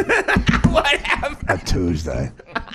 You better get pharmaceutical grade cocaine. If there's two shows, I want like insanely strong. I will have a guy with a big ass. Like in other words, on I his want head. it to cost so much you lose money on it. I'm open that weekend if you The do. Warriors get nothing. Listen to me. I'm open that weekend. I will get you a canoe. No, I don't. I'm kidding. I'll get you a canoe. I'm kidding. I was too. It looks like if I hit your beard, something might come out. It's got an 8 ball. Dipping an 8 ball below. Where is this gig? It's in Scranton. It's in hell. It's right near the corner of you take 2 blocks over it. And Here and nowhere. Two blocks over from Scranton, where? Scranton, by the way, is great. It is great. Is there an OTB there?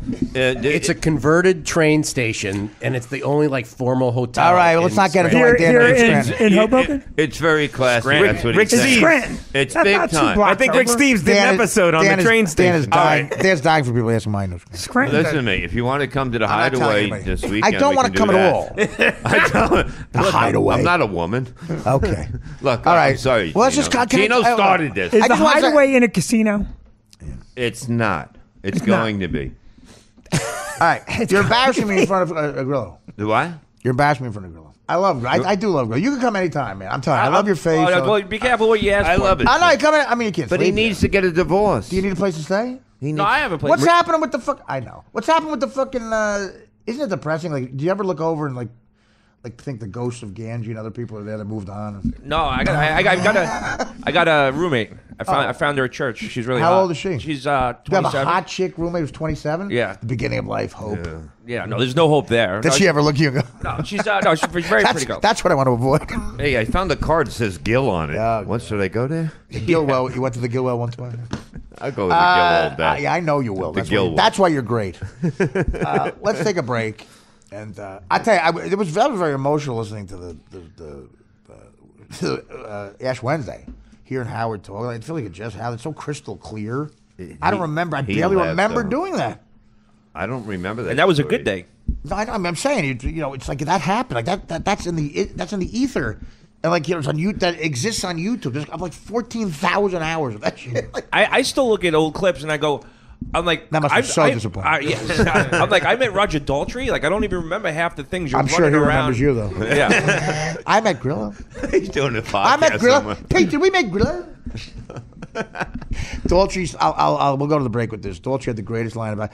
He told us on the air that he's been married since 1969. Married to a woman. Wow. And Howard said, "How does that work out? You know, with cheating and stuff."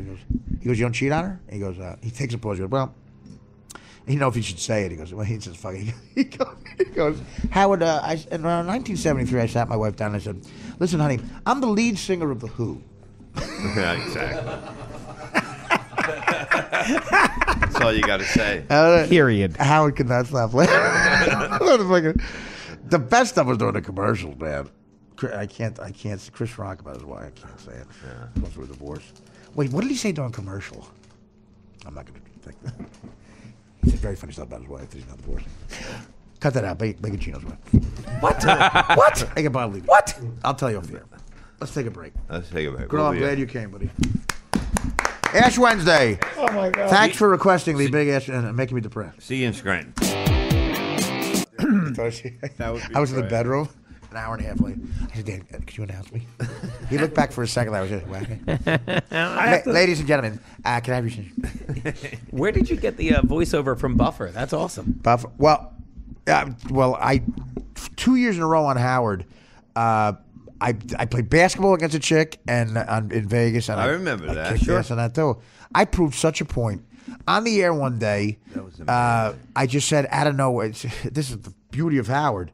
I goofed around and said something for a millisecond. Cut to the poor guys in Vegas building a $3 million set. Yeah. I said I could beat a female basketball player, pro basketball player, and I was kidding with that.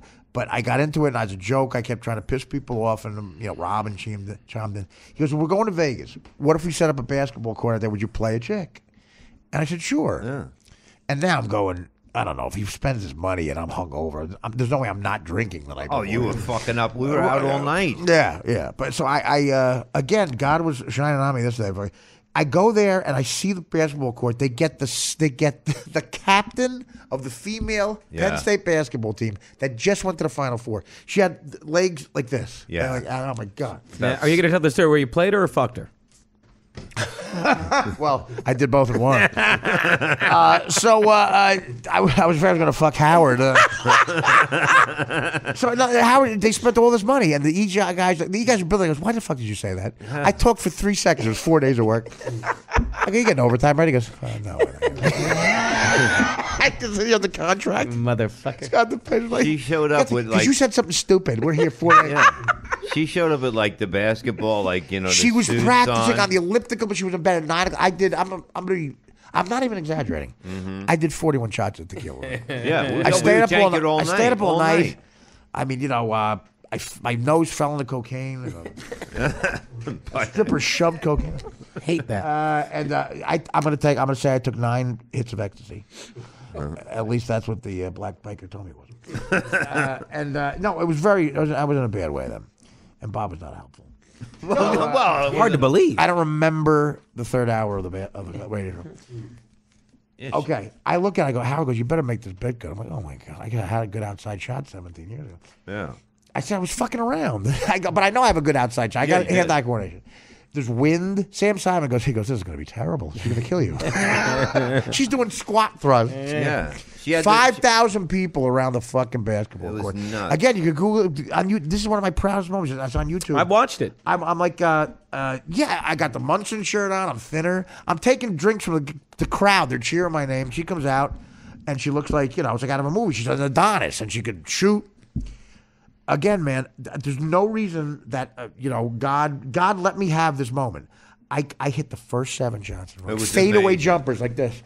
And Howard's like, what this is like, is this magic or something? Like I was hungover. I was like burping to kill. And she's like, come on, you're not this good. Who was announcing it? They were big and Robin and Howard. Howard bet me $500 I wouldn't score 4 points. He owed 30 seconds and I had 4 points. I think Marv Albert was there too. No, they brought in a fake Marv Albert. Yeah, so dumb. I thought it was Marv Albert. I listened to it on YouTube. I thought it was him. You have pinpointed probably the least important part of the story. Yeah. No, Fred wrote him jokes, and so Buffer introduced me then, and they told a couple of jokes about my life, about gambling and everything. I said, if you ever do that again, let him. It'd be funny. He just rattles off. Apparently, Buffer more than a minute is like goes $50,000. That guy's expensive.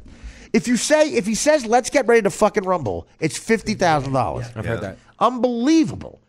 He has a trademark. He does. He has like if his brother says it, he charges him. 25. Well, Artie, you charge your brother? Well, business is business. He's homeless. He's not even... He's living under a bridge in Amsterdam, and we were very competitive, so I don't mind. Smoking out wife. I fucked his wife as well. So that's a great story. His wife said, let's get rid of him. Introduce me from Gil. I said, you can say it for free if I fuck you. I go, Michael, you sound like the worst human being ever. Well, that was my nickname. Like, proud of it. Yeah. Proud of being an asshole. Yeah. You should get Buffer to bring you up. He could say, let's get ready to mumble. Buffer. You know what? That's the first time I ever heard someone change that. I think you're fibbing. People say that pun so much he charges them $10,000. Yeah. Can I borrow 10 I grand, understand. Artie, I have a question for you. What would you charge every hack comedian? Why do you tell your punchlines and let's get ready to stumble? Not bad. Not bad. Let's get ready to Better fumble. That's a lot. He's used that one. Yeah. Let's get ready to be humble. Are you seriously mad that I topped you with the stumble? No, I enjoyed it. You seem mad. You upset? Why do you do that? Why do you do that, buddy? When's the last time you were in LOL green room? Take a picture next time. I want to see your face. Monday, and the show's got canceled. I'm telling you right now. If I had money, I would open next. There's an LOL. There's a comedy club called LOL. If I had money, I would open a club bigger next to it with better comics called LMAO. Yeah. That's fucking great.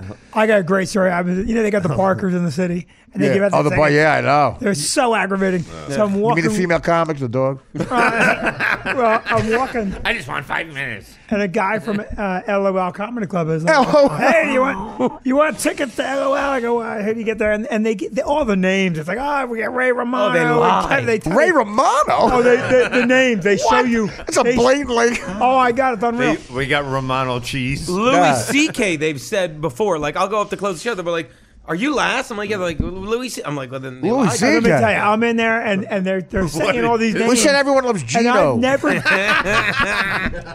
Everybody but the audience. Well, I've never been to the club. I've never worked the club, and I go to the guy. Well, neither have I. I'm well above that. Yeah, I'm well above LOL. I live there. I get mail there at this point. I feel for you. But as they're sitting there telling me all these names, I go, "Well, do you ever get Vinny Brandt?" I've never been there. Guy goes, "Oh, he's there all the time." No, you're talking to me, you jackass. Well, some of those barkers like. Oh, they're shameless. Well, sometimes when they don't realize who you are, none of it. I guess I'm not that famous because I'm like, this is gonna be great. He's gonna like really notice he's making a mistake and apologize. He's I have no idea. Wait for a fat guy from Jersey to go, "Hey, that's a comedian.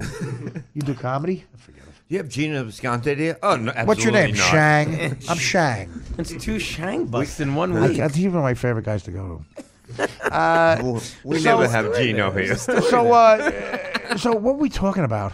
No, Michael the basketball. Get ready to stumble. So I'm trying to find it on YouTube. You'll find it. Just Google Artie Lang Yeah, I basketball. found it, but it's just the audio. I can't get the video. The video of it. Sometimes they take the video It's just down. This is some idiot that did it. Thanks, bro. Oh yeah, I bet. Yeah, you're right. No, I get the video all the time. Dan, you can find it, right? Yeah. Still. Can you find it? It was unbelievable. He came out. It was unbelievable. It's unbelievable. He. You were there? Yeah, we were drinking all night. I know. All night. Well, anyway, 6:30 it just was. I was worried about. I at least made it a good bit, because I was winning. It was a game to 15. I was winning at 1.12-4, and 14-9. I got so tired. You were within 1 point of winning, right? 14. I would have won $50,000 because I bet with everybody. I won 500 off Howard, 1,000 off Rob, and because they said you're not going to score 4 points. I bet I do. So and then but the girl won the money. She kept. There's a ref. I kept fouling her because she got by me and she hit the foul shots. I was 1 for 1 from the fucking line. She fouled me every fucking time, and I didn't get the. It was a fucking, a referee. It was how should I say this? Not white. Yeah, you definitely Apparently heard my act. Yeah. He was not being good to me. I'm He telling was. you. No, it was a racial situation. It was. It right? was. He got a lot of fouls called against him that were not fouls. Yeah, and he wasn't light skinned. Yes. He looked like Don Cheadle's taint. I was going to say Gino's hair, but I used it. I can't find the I wasn't going to that well. I'm going to give you a chance one more time. You definitely come out. Never dyed my hair. Want to do a lie detector? I was doing a lie detector. Gino You can't Gino have. Biscotti dye your Gino, did you ever give your hair a Dutch oven? Gino, did you ever call your hair a nigga? Because it's black now. Is your hair attracted to me? How it's Dad Torium? Gino Biscotti. Ever close the yellow? Bob, you're not helping at all. Did you feel like that awful impression was helping him? I don't know. Write down something. You can see the white in my hair. Seriously. I don't know. Now there is none. We can't see the white in your hair, your girlfriend. Gino, have you ever dated a white girl? He's deceptive. He's being deceptive. Howard, I got a shit before the. I've never dated a black chick. I was just at a. Have you ever dated a black chick? I would. We have a black chick right here. We have Marina Franklin. You came out there. Love her. Have you ever dated the Chuck Schumer, Amy Schumer? Have you ever stolen jokes from Wendy Liebman? He was deceptive. Are you not trying to poison your aunt? No. Truthfully. In the will. Does Aunt Olga have you in your will? No. Does Aunt Olga exist? Have you ever bounced a check to an open mic guy who was your landlord? Do you live with a colored guy named Manuel? Menuhin. I'm sorry, I had it wrong. He's being deceptive. No, he lived with a colored guy. No, he's right about it. He's lived with a colored guy. He never dated a colored girl. But his hair has definitely dyed. Is it true last week you had the hair of Steve Martin? Is it true you were always complaining you had the hair of Steve Martin and the talent of Gina Biscotti? That was the most hurtful fucking thing ever. You got the hair of Gina. Yeah, no. Okay. No, you do remind me of Steve Martin in the Queen Latifah movie. I deliver a Dean Martin. That's a delivery Dean Martin. Have you ever told a joke that's not a pun? 6 on Lavernius and Shirley. Did you see the picture somebody put up for that? No. That was great. It's on Twitter. No. It's on Twitter. Well, I have other things though. Is it true you follow 2,000 more people than follow you on Twitter? Is it true Al Martin doesn't follow you? It's not. Is it true Artie secretly asked you to do the gig in Scranton instead of... Next question. Yeah. I will be fucking thrown out of this country if you do that. Is it true you tried to sell the black comics of the cellar? You said triggers kill people. Now you misheard me. Well, you said guns. I said triggers too. Have you ever used the phrase African American once? Never. Why not? He's being deceptive. Have you ever played a gig west of Cleveland? All next month. Is it true you were afraid one night you got Modi's mouth pregnant? Next question. You're taking a fifth on it. Howard, he's right about the hair, but he definitely fucked Modi.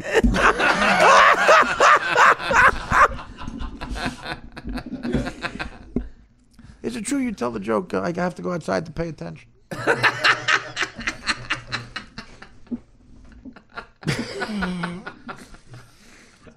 Is it true the person? Is it true the joke writer who wrote your act just died at the age of 98? He was in the middle of a knock-knock joke. Nobody was there. Right. Is it true you read an audience well, and even if they don't like the 80-second Anne Frank joke? Got to get to the 80-second. I like your Holocaust joke. Thank you. Is it true you wrote the joke about the movie Hollow, and you said to the people at the front desk, "What does the Hollow cost?" Do you drive a Ford Focus? Chevy Sonic. You moved up to a Chevy Sonic? I love that car. It's a coupe. I love that car. I love that car. Now you're killing me with the Chevy Sonic. What are you doing? Oh. Have you ever acted in anything? Wife. Is it true you're the only place your headshot is up is the Vision Motor Vehicle in Mattawan?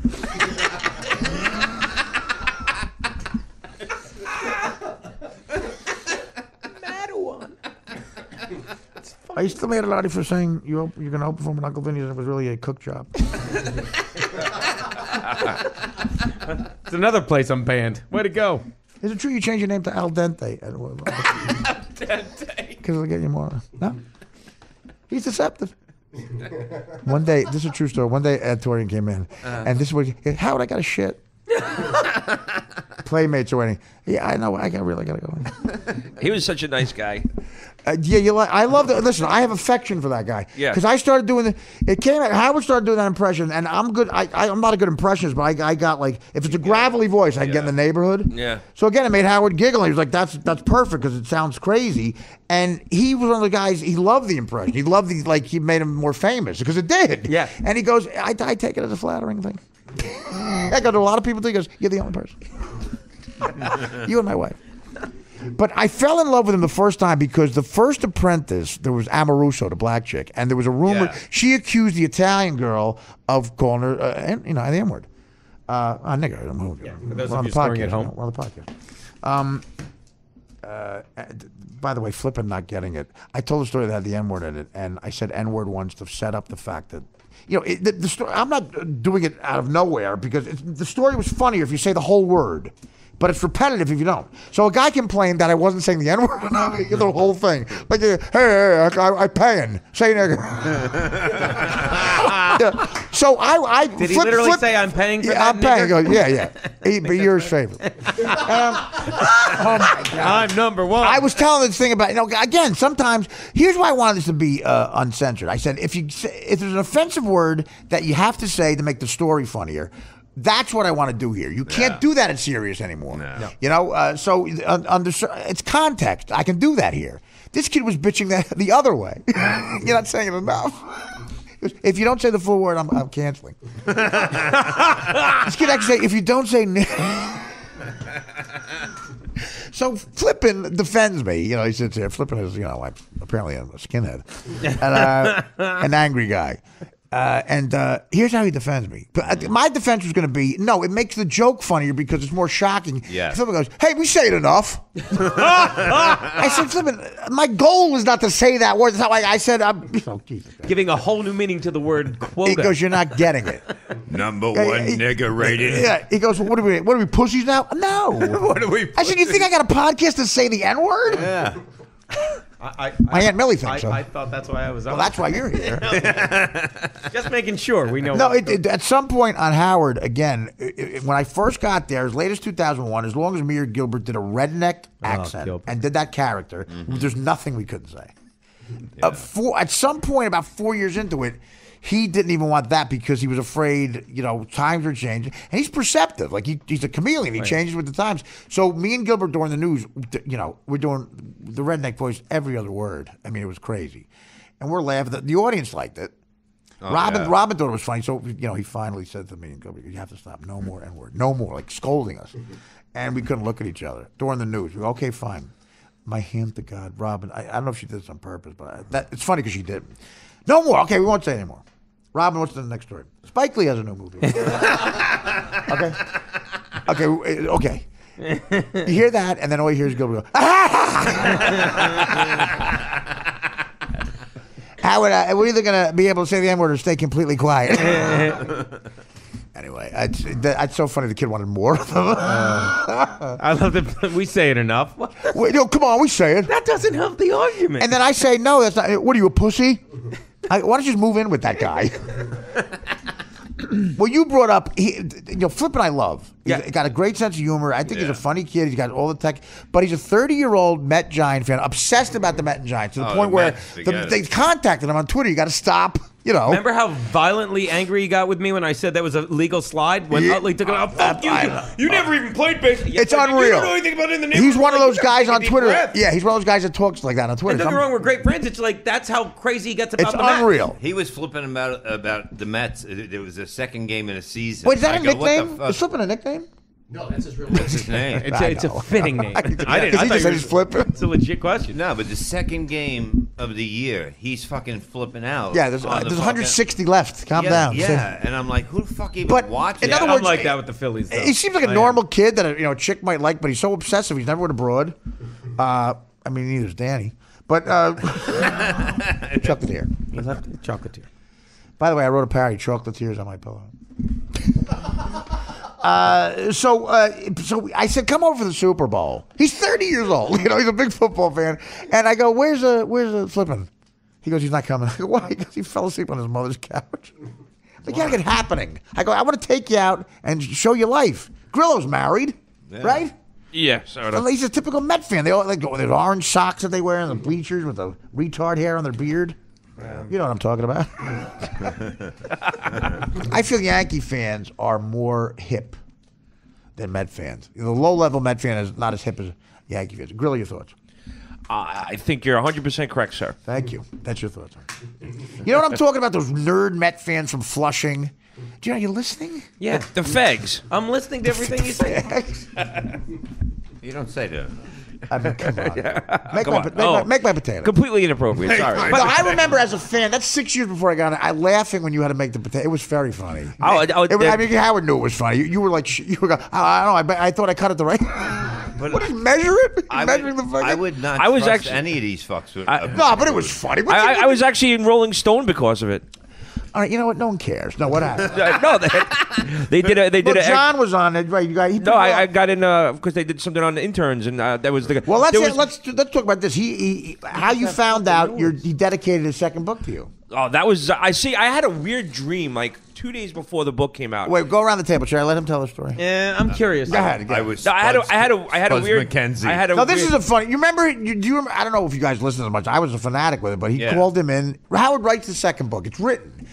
Printed out with the dedication. Guess who dedicated the book to? A million guesses. He calls him and he dedicated the fucking book to Grillo. That's for something else, right? It was. I was beside myself, I guess you could say. It clearly did a lot for your life. Yeah, obviously, I'm still here. Go ahead. No, I had a weird dream that he trashed me in the book or something, and he did. Well, not really, but as I walked by, did you read the same book, Aaron? Yeah. As he walked by one day, I said, "Oh, I had a dream about your book." He goes, "What do you mean? What do you mean?" He acted really weird. He thought somebody. You really sell? Oh my God, he must have freaked out. Oh, he freaked out. He goes, "What are you talking about?" I went, "Oh, never mind. I thought I had a dream. It was good. It was good." Gary and John used to tell me that the abuse was so bad that if it wasn't a guest on one day, they go, "Fuck, one of us is going to get it." Spin the bottle. Not a guest. I'm like, and I remember as a fan, I loved when he abused you, man. Yeah, we all got it. It was great because sometimes, like I said, spin the bottle. It would be on you, and then all of a sudden, it went to somebody else, and then you kind of creep out of the room. Right. Oh yeah. That the problem is you guys went in as interns. He never stopped looking at you as an intern. Never. Yeah. Well, even Benji's been there for how long? And Benji's a very talented guy. I mean, look, I sat next to Benji for 8 years. Howard uses Howard, 8.5 years I was there, Howard didn't use 2 of his jokes. I mean, Howard uses 99% of his fucking jokes. He does. And I tried to write in that. I couldn't do write in Howard's voice. I mean, Fred's great at it. Jackie was genius at it. He knew like 2 steps ahead of Howard. Jackie invented it. Yeah. But so's Fred. And with the sound effects, he's 2 steps ahead. But he doesn't even have to look. Well, now it's all on computer, I'm sure. But the cards, he knew exactly where they were. The card thing was unfucking believable. He had to run out. Howard would go, remember when Sam Kinison was here? And he would run out till the end because 10 years before. Yeah. Well, the worst is because I had to move the cart. It was a big cart. You were the problem with it. Yeah, well, no, but he knew exactly where everything was. So I'd be pulling in the cart machine, and sometimes you catch the lip on the door, and the cart machine would tip over, and all the carts would fall down. And Fred would be like, he'd have to go back and. Well, his nickname for you was Albatross. Yeah. Anchor. Anchor. Yeah. Listen, he was impressive. Now it's all computerized. I never thought of that. Like back then, he had to do all that shit. Well, you know what they had to do with the politically correct stuff? Howard wanted all that stuff changed to like non-offensive shit. Like every reference to Gary the retard became Gary the Conqueror. Why is that, by the way? I don't know. On Twitter, they tell me why because he doesn't want to say offend retards. No, I know, but what's conqueror mean? You know what I mean? I don't know. He's trying to build him up, I guess, or something. I don't know. Yeah, I don't think don't guess unless you know. Yeah. Build up thing. I love Gary. Gary's a great kid. Who? Gary's a great kid. Well, Gary the retard? About? He's Yeah, an asshole. no, he's not. I don't like him. For a retard, he's all right. Yeah, for a retard, he's very good. You fucking toured with these people. Who's the worst retard you know, Bob? Yeah, tell us, Bob. Who's the worst retard? Well, we had Wendy the retard and Gary, and I said, "Is that of the Alabama the retard?" No. Besides, Wendy was disgusting. No, she would eat her own shit. Yeah, I didn't know her. That's why she. We got borderline like we were gonna get sued. Like we'd say, "Are you playing with your pussy?" Yes. Yeah. Are you eating your own shit? Yes.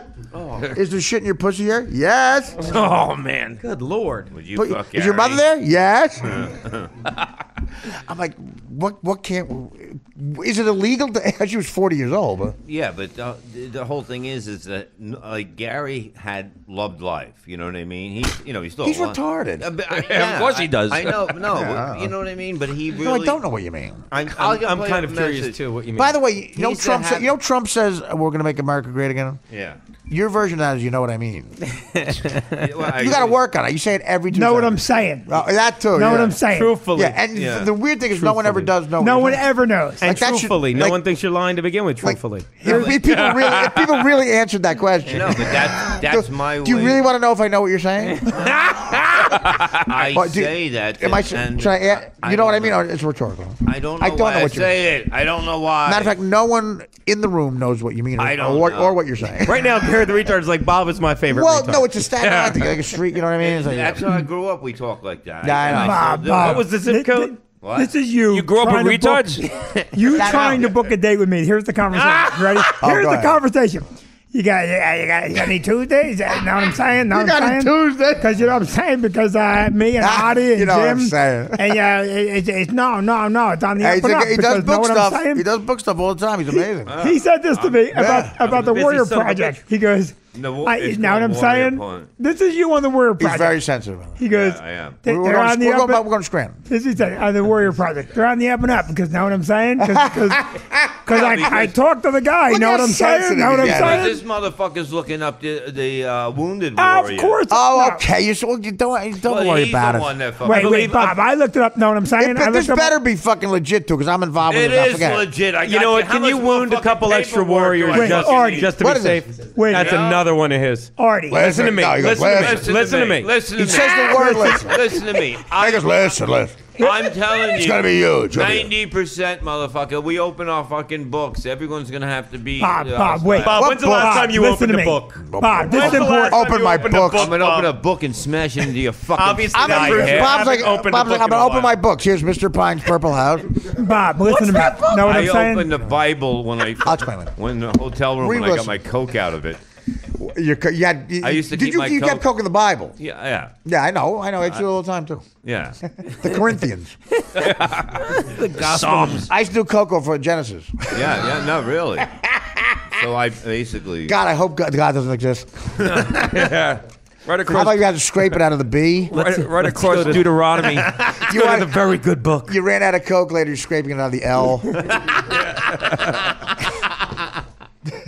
Can I get a Quran? Is a Quran? Does it have a letter? Do you have any Bibles? It doesn't say the word Bible on it. Artie, can I do the L?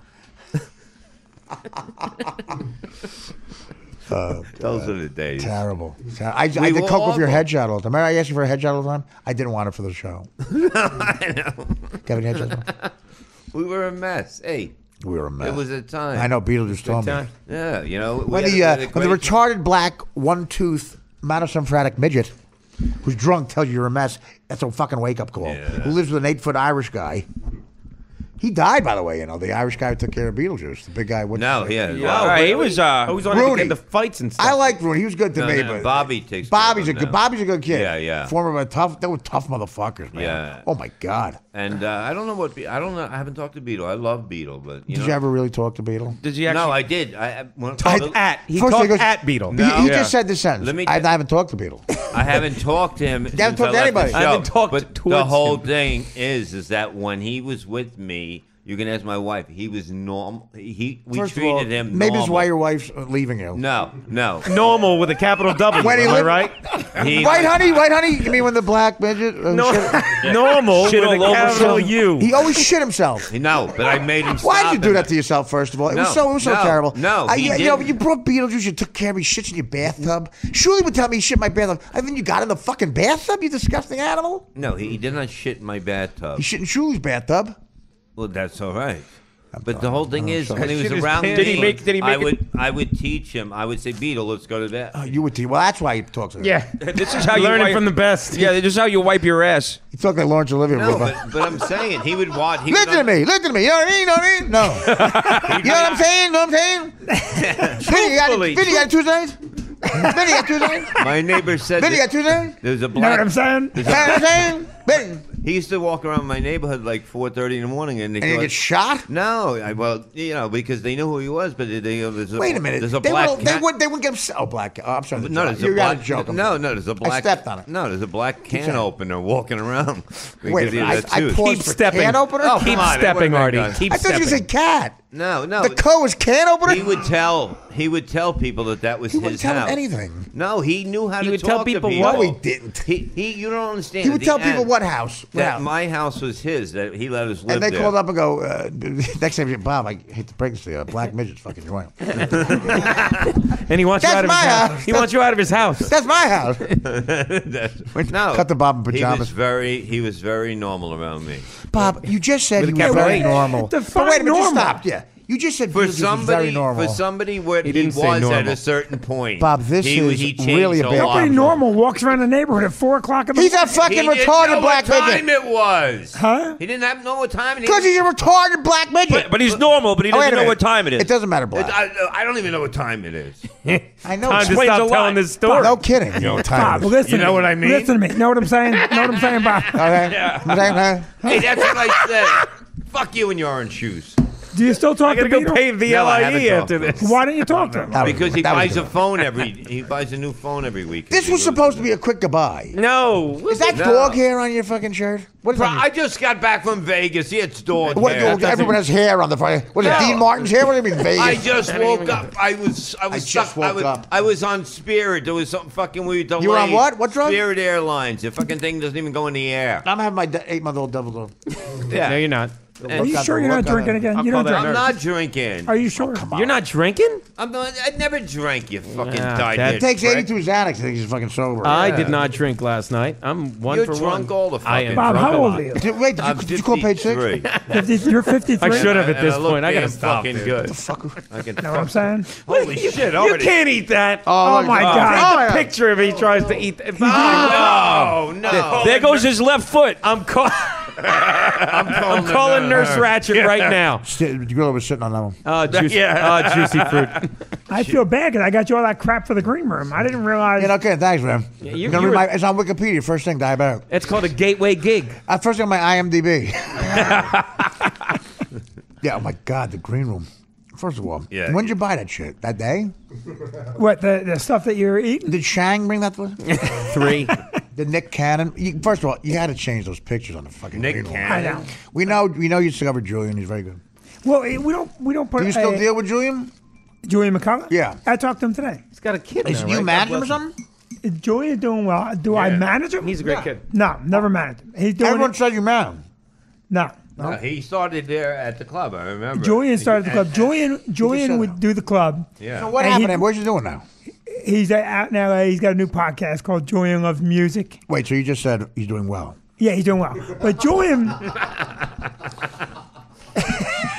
I mean, he's not. my landscaper has a podcast. Yeah. Anybody.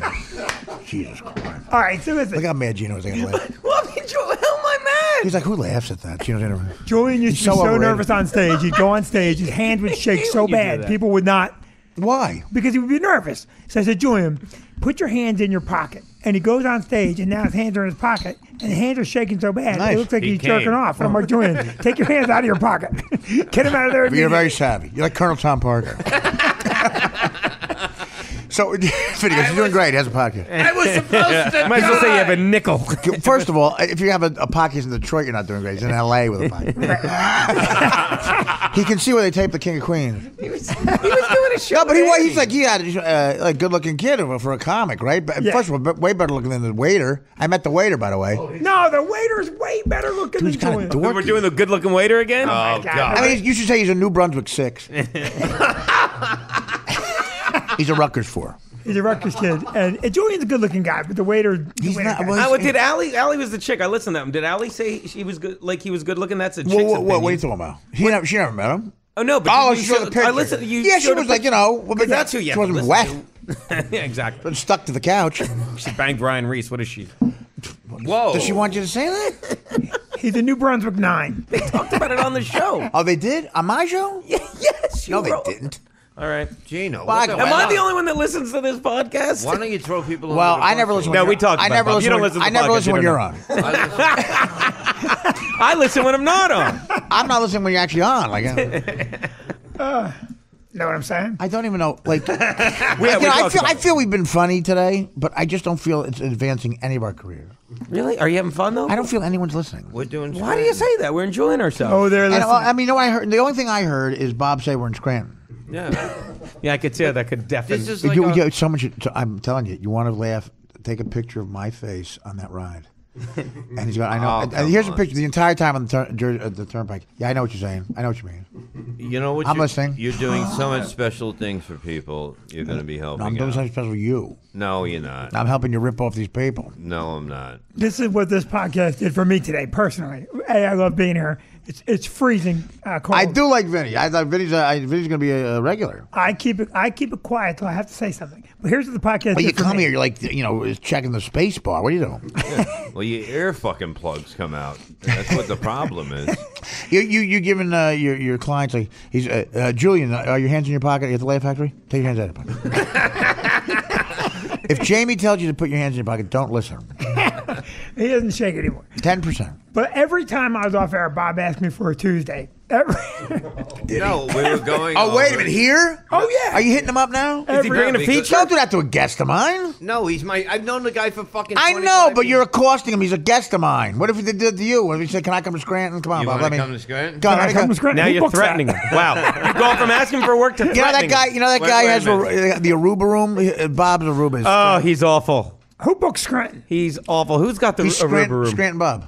Ray Scranton Allen, Bob. right? Ray is it Ray Ray Allen. Ray Allen. He's Not, terrible. No, not the Absolutely three-point. Not the horrific. three-point shooter. Please, if you listen to this and know, I tell like him- Ray. Come on, I'm not saying it because of that. I saying am. It's If a little you know annoying. Ray Allen, tell him Gino I said, he's "You want to do horrific. a?" He said, "You want to do a week in Aruba? It's not that much money, but he goes, whores are legal." I go, guess what? Whores are legal here. No one catches me. Yeah, exactly. Yeah. You know what I mean? Yeah. You don't know what I'm saying. You know what I'm saying? Oh my God, I know. Do I not know what you're saying? You know what I mean? Hey, do you want to do? I've been in a relationship Hey, since truthfully. July. How about this? You want to do Scranton? What? No. Wait, with you guys? No, the week Instead after. of No, me? I want to do it No, with you no, two. I'm not I'll do it putting with them you on with two us. if I'm open, but I'm not. I bet no, I was he kidding. No. charges as much as me. No, stop it. Don't even fucking do this to me. I draw as many confusing You know, looks. if I wake up that day and blow it off, I know it's our friendship, but it might be worth it. That's really not. I don't see that deterring. Artie, At 48, how much longer I got? I know you would never do that. Are we doing a pool on that? You would never do that. Don't be so sure. Are you sending a car for You've it? never I known. sent- I haven't blown you off before, but I've never been 48. This is the first time. First time it's the for first time I'm everything. doing a huge favor, and I'm 48. No. Now, where is it in Scranton? Just shut the fuck up already. He's already. What goes on this? It's the closest possible Scranton to Hoboken. Yeah, it As is. close as you can be to Hoboken in Scranton. We're on the east coast of Scranton. Whatever. The east coast of Scranton. I appreciate How about we just be on the East Coast? If you know what I mean. Yeah. Seriously, how long is it to Scranton? Scranton don't is even 2 look. hours and 20 minutes from here. Is it? Is that true? 2:20. I will. Can we share that down to 20 minutes? You could probably listen. We should do a 2 hour, 20-minute podcast in homage Why to we that think, ride. just I'll pay for an open, just have somebody to talk to besides you. No, please don't do this to me. These vets are. These vets. Artie, why don't you Skype it? What about Skype? You're Mr. Skype. Yeah. Artie, Yeah, just put it- Skype it. I only Skype once. Why don't you play a tape with me? That's fucking great. Why did Play Jack and Coke. Play the DVD. What? Artie, every day he calls me. Listen, I can come on the show Skype. You won't even know that I'm not there. I know. You know, Artie, I'm gonna tell you. Once. Every day you fucking. Don't fucking start, Dan. When I asked me, I thought you wanted me to defend you. Hey, let me tell you something. Dan's one of the nicest guys Can I I've. read Don't that fucking one? kill you in a second. Nah, he does have anger. Artie, you should Skype your Everyone show to has Scranton. Just do your show here. Skype it into Scranton. I would do that. That'd be, I know what- Oh, that's what you're saying? Why not? Oh, He said- Yeah, well, why You didn't would- hear that? We'll do that. I'm sorry. Why did you say me to sing? He picked his spot. He nailed it. Put your fucking earplugs in. It's unbelievable. What sometimes Dan snaps and realizes he can't say he's gay out loud. Brussels Griffin! Be nice. I want to do a sitcom where it's just like an odd couple. I constantly mispronounce exotic dogs' names, and you correct me. That's the whole fucking podcast. A sitcom on NBC. We sent the picture. What's the title? Brussels Griffin. Yeah. And I go, Kathy Griffin. I would have called it "Don't Poo Poo." No, it's it's Griffin. Me and my butler. What guy corrects you? Like you let it go. You know? Yeah, you know. I don't know. I mean, privately. Listen, I don't want to say it in front of the guys, but it's Griffin. I was embarrassed for you. I didn't want to embarrass you in front of your friends. Some of the guys. I didn't want to embarrass you in front of all those dock workers. But it's Brussels Griffin. Your friend you used to work construction with. I think he realized it. I didn't want to embarrass you in front of your bookie. Yeah. But it's actually Labradoodle. I had a nice talk with him about dogs. I think he said that. I thought there was a type of Christmas tree, like Douglas fir, Brussels Griffin. Could be. I do. My sister has the dog though. Okay. The exact dog. How is your sister? Oh, she's good. Okay. All right. We can talk about this after. Yeah. What do you? No, but Dan goes, "Oh, your sister has it." I go, yeah, she's a chick. Dan claims you have 5 Brussels Griffons. There's no guy with 5 Brussels Griffons. You say you know a lot of them in Chicago. Name 2 of them. With 5 Brussels Griffons? They're pack dogs. So What does that mean, a pack dog? That means Fudge that pack they dog? like being together. All dogs are pack dogs. Dan walked into that one. He comes right into a door. What? God damn it, why did you do that? They're fudge pack I'm dogs. going to say it again. Hey, Artie, they're pack dogs. The fudge pack dogs? They're basically a gay gang. See, dog. I'm correcting you. You correcting me. It was worth it twice. It's fudge pack. Can we do that one more Now, time what- before we're done today? Okay, good. What kind of? Hey, what kind? I think they're pack dogs. Fudge pack. Okay, we're good. I'm good now. I would do that every time. They're gangbangers. Nah. No, What does that what mean? kind of dog is it? What kind of dog is it? Fudge Like- pack dogs. It's a fuck Brussels Griffon. That's the name What of the is? fuck. But what kind of? It's a breed? fucking little fag dog. Did you ever what- see the movie As Good as It Gets, which is a movie I love? That's the dog in it. And the same dog in As Good as It Gets is the dog I do in Spade. The Spade movie, same dog. The next movie I did is the Spade movie that I did. What's the movie? It's a dog. It's about a chick. Sophie Marceau, the hottest chick ever, loses her dog. Oh, yeah. Spade kidnaps the dog Oh, to get her to I've like seen him. that, yes. I'm in it for Christ's sake. I don't think I've seen that movie. But It's not one of my clicky performances. It's no. No, we were around there for 2 months with that fucking dog. And the dog had like an attitude. The dog just won an Oscar. I was working with me. He went from Nicholson to me. The fucking trainer's like, I'm not into this. It was the exact same dog. No, but he was going, listen, it costs a lot. Because it literally was an Oscar-winning movie, the fucking dog. And the dog's that entire movie. Yeah. And it was a Brussels Griffon. What's the name of the movie? I can't remember it. Do you? I mean, I'm not busting your balls. No. You do a Lost lot and of Found. movies. No, I don't. It's Lost and Found. That Okay, hot okay. chick was in it. Who's that hot chick? I just said Sophie Marceau. Oh, that's what I meant. And Melanie Griffon. Dan, is that right?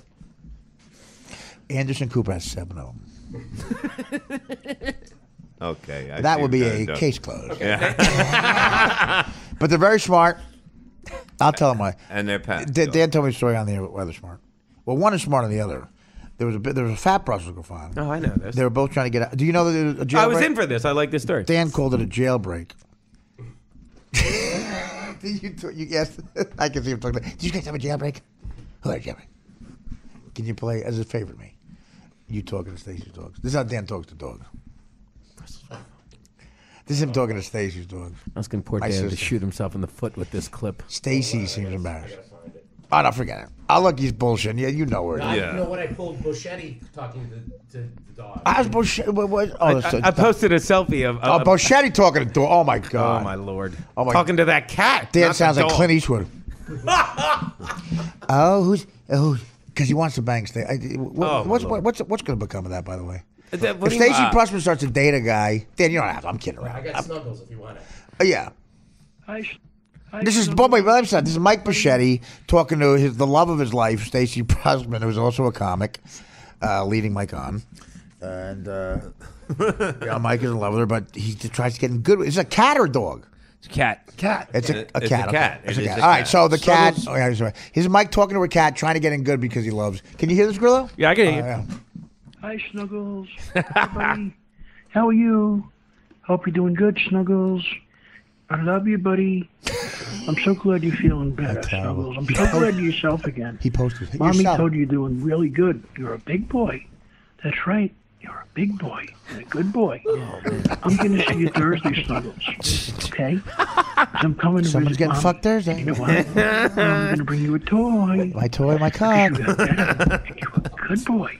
You're a big good boy. Guess what your toy Good is? boy, Snuggles. It's peanut butter. Night, night, buddy. Listen to him. See you Thursday. And so he's hoping, Bye, like, Snuggles. so he goes Love to bed. you. He's planning. So he goes a to cat bed. race. First, he finishes the raviolis, puts the blade under the bed for his mother to pick up, and then he lays down like Clemenza when they go to the mattress with a big fat stomach, like, and he probably hopes, God, there's no way she's not going to love me after that. She's going to say, that's a sensitive guy. That's a sensitive guy. Cut to Stacey Pressman and Artie Fuqua listening to him in bed laughing. Artie Fuqua. Man, that fucking will keep it. Guy's got enough money. Man, I bet you love it. Stacey, I bet you love. Don't you love what I did? I'm so sensitive. I know you love sensitive guys.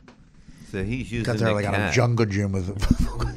She wouldn't let You me. think he has a picture of her and like rubs off to it? Oh, What are you talking about? please. You know what, girl? Park that at the door. The hatred. No, it's really. They're. In other words, I don't know if she's leading him on. She's being friendly, but she's got to know. She is very friendly. Yeah. Yeah, you're telling me. No, but she knows the deal. If he starts getting if he can't come around, because she's dating somebody, he's going to be suicidal. Is she dating someone? No, she's not. I just. How do you know? I just interviewed her. Viewed her? What are we, Shut Barbara the fuck Walters? up. What are you, an English Well, why teacher? would she tell you what you think? You put an extra W in anything. I'll fucking put a W in Normal. that Not fucking winner. line. Interview with. Not in winter. Put a But W no in W. Scranton. Oh, yeah. I'm an inner. Yeah. There's no I wish there was a point W in Scranton. There's no point making innuendo. Mike's not There's no listening to W's. this. There's no W's. There's no women. No, but if Mike, if she does get a boyfriend, Yes, I know. something's gonna happen. Okay, It's here's gonna- my problem. If Tell she me I'm gets a wrong. boyfriend- Here's your problem. She does not Here's have one of my men. No talent. That's We've your got. problem. I've worked around that. I've managed. By the way, you know people have ironic nicknames like a fat guy's tiny and stuff. Yeah. You should do that with you. Call yourself Talent. Yeah. Talent's already the name. of the Hilarious should be your name. Yeah. Hi, Larry. You're the Us. director. You're the It direct doesn't opposite. bother you when you every time he posts a fucking selfie every other day. I know. of the- Oh, it's unbelievable. but no, and here's the thing. I really do. It annoys me. No, I know. It annoys me But that he he's takes not. the picture at the top of his Listen to head me. and Listen said- to me. It annoys you. It annoys me. Why? I don't know, and I'm asking you to say make fun of me, but it doesn't drive you nuts that every picture, every day is a picture of him, and not like this. It's an angle like at 12:14 of his. I know. Well, he does it himself, and he's got enormous arms. And he can't. You know. And You just point it out. And he He's looks he's like- trying to make his Getting cheeks go healthy. away. he looks like a dead hitman. Yeah. No, he looks like the sausage mascot. And then he from says the to that, Brewers. yeah. And the people on Twitter go, they say exactly. He goes, what's happening here? Artie, do something about it. Why is he doing it? He's in Just Staten stop. Island in the back garden. Then he does that Periscope. He's doing like exercise in the back. Okay, I'm gonna do this for a while. It's been 18 months since I got healthy. That's what he said. Yeah, it's been 18 months since I got bothers healthy. me. But And I what- like him, but that bothers me. but It's all what- right. Yeah, I know. Make fun of I'm me. happy Come on. for him. What happened to his gym he was going to have? Remember, he's going to train people? Jim who? No, he's going to train Oh. people. Remember that? Oh, that's right. You're gonna train me. That didn't work out. It didn't work Didn't out. happen. That never got off the ground. How did you not tell? He never got off the couch.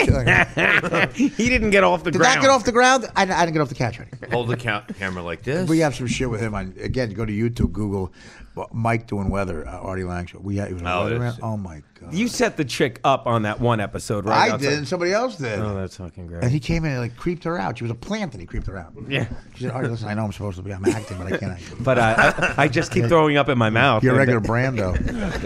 Now he would trip over shit. One day he accidentally hit his head. I was talking and I heard boom. And the twins go, "What's that?" He goes, "Mike hit his head on the microphone." Somebody Google that. So I started fucking. This is what I did for like. I couldn't stop doing this.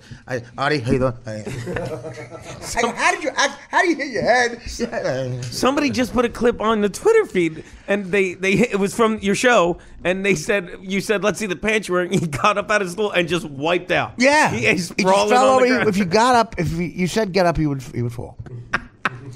And we would pretend like he said that he was trying to be a Southern guy once. He said mint julep, and I said, "Dude, the Jews called the Jews." He said, "Jew can't say julep." He thought they were really mad at him. I told him, I got him to say out loud that he would shit out heroin in Montreal for me. Oh yeah. I said, "You gotta." I go, "Oh my God." He goes, "You want? Okay, I'll do it for you." Well, say it out loud. I'll shit out heroin. I'll shit out heroin.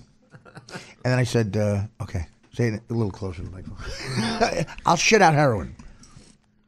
Then, wait, play the edited version. Remember that? Yeah, no, the Colorado kid, the racist manifest. Okay, this is how great it is. Okay, so listen to this. So, when the racist kid in South Carolina, he killed him. He put out a manifest about anti-black, and it said really harsh shit. Yeah. And I said to Mike. Mike comes in and goes, "Mike, listen, Chris Rock appealed to all the white comics." He goes, "This guy doesn't want us to read this. He doesn't think we have the balls." So I read it this morning. All white comics were standing with the blacks, like Martin Luther King, and we're all reading it out loud to show this kid that we're not afraid of it. Yeah. So I got Mike to read the whole thing, so we have it on tape. Okay, so listen. So we edited in the Snuggles with Mike's manifesto. Okay, I've got two here. So here. Hi, Snuggles. Hi, baby. Niggas are stupid and violent. Doing a lot better, buddy. Mommy said you're a good boy. Niggas are stupid and violent. That's right. Mommy said niggas are stupid and violent. You're a good boy. And you went to the bathroom. Goody! You're a good boy, Snuggles. I love you. Hope you're doing better. Went to the bathroom. Mommy said you're a good boy. You know what that means, Snuggles? Niggas are stupid and violent. Next time I see you, I'm on a scratchy post. That's right. You look good. Niggas are stupid and violent. So I go, Mike, it's backfiring. People are calling him, "Why is he making that dog racist?" It sounds like he's teaching the dog. But he goes, people are calling him like, "I'm sorry. But we got to do damage control." What do I do? I go, "It's going to cost you your career. You got to say something." What? I'm not teaching the dog racist. I'm not racist. But you did the yeah, we all did. We all did the manifest. But we all read it. But the people that listened that day know my favorite part was he has him read the whole manifesto and he stumbles through the first paragraph and then he says niggers are stupid and violent and Artie goes, "All right, we're going to take a break." He goes, "We're going to take a break," and then he just he goes, "Why? We're going to take a break. I go, Mike. You know what's going to happen. I go, "Mike, we got it." Yeah, I didn't read the whole thing. You know, Mike, you could, the bathroom is mic'd up. Just read it in there. The second he gets we're going to take a break. First of all, I told him that, and he took it in the bathroom. And I said to myself, at one point, I started laughing. I go, "Wait a minute, he might be shitting and reading that out loud."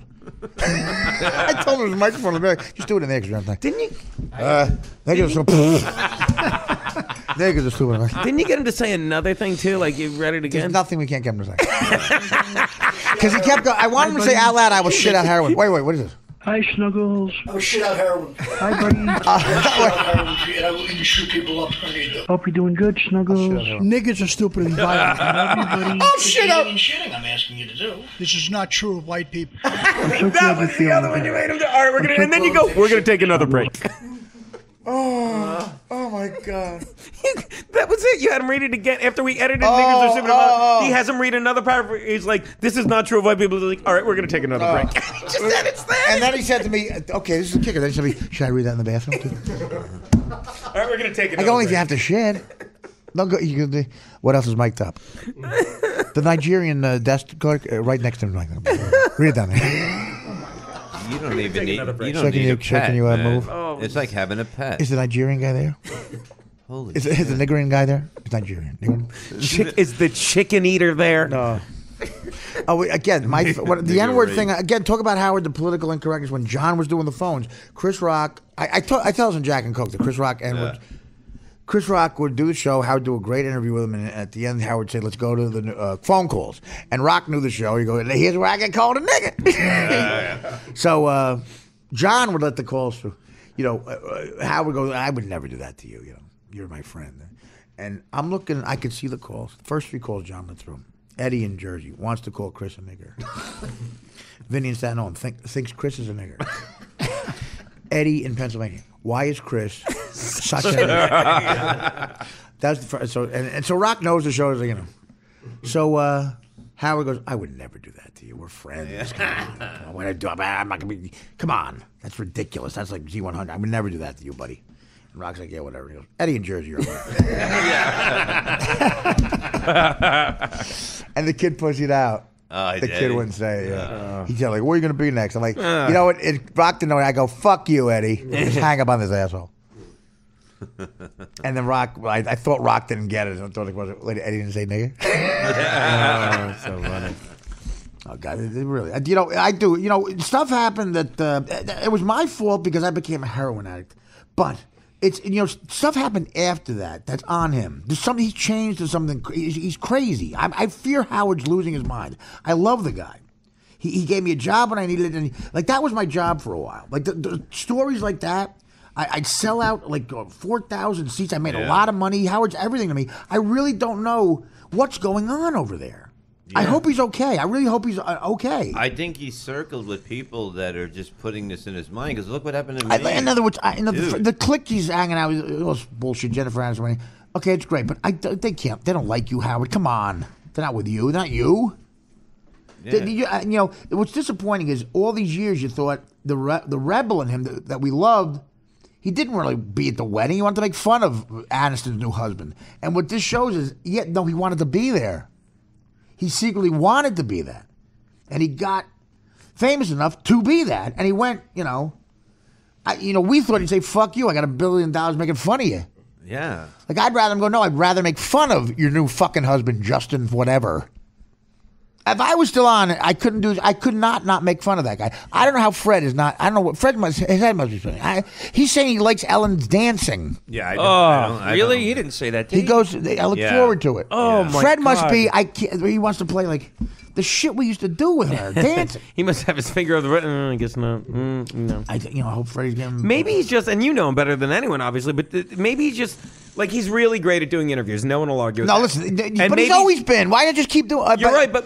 he made a conscious decision, and I told him, maybe you're right. he's trying to do the older shit, and it just doesn't... He's trying to do both, well, and here's you the can't thing. do both. Here's the thing. I'm bitching about... This is, by the way, it's definitely coming out of love. I hear that stuff. Of course. I hear stuff like that story, and him laughing, and me laughing.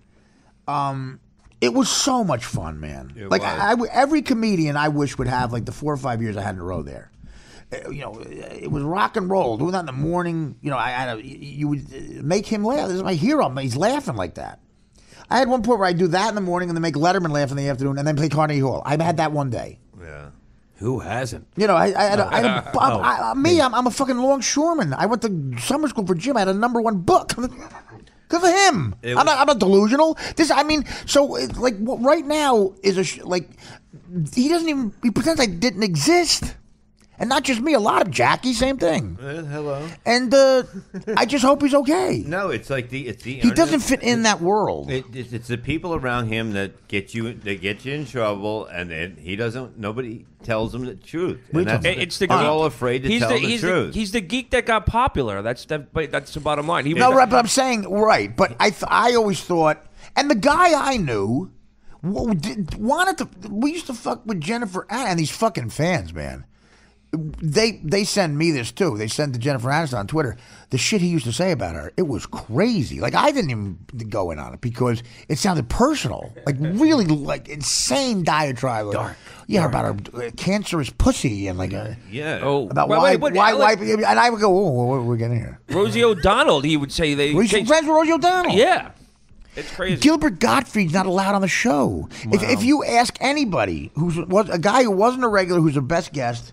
Gilbert. Everybody says Gilbert. Everybody. Everybody. Howard saw Gilbert out, didn't say hi to him. Gilbert never shows emotion. He called me up and goes, "What's up with Howard?" I go, "Is this Gilbert?" Gilbert was upset about it. Wow. Mostly because he couldn't plug the funny bone. No, but he goes, "Yeah, why am I not on the show?" I go, "I don't know." That must have been awkward backstage when he went backstage for Well, he's America's Got Talent. You know why? Howie Mandel had him on his podcast. And he did it at the Radio City Music Hall for America's Got Talent. He didn't tell Howard about it. And, Gilbert and his wife come out of the dressing room, and he sees Howard, a guy he's done radio with for 25 years. Howard told me he's the best guest ever. I know. Yeah. I loved him. And Gilbert says hi, waves to him. Howard kind of gives a quick, like it's a bus driver he had once 20 years ago, and blows him off. That's fucking weird. It's like he's brainwashed. Well, yeah.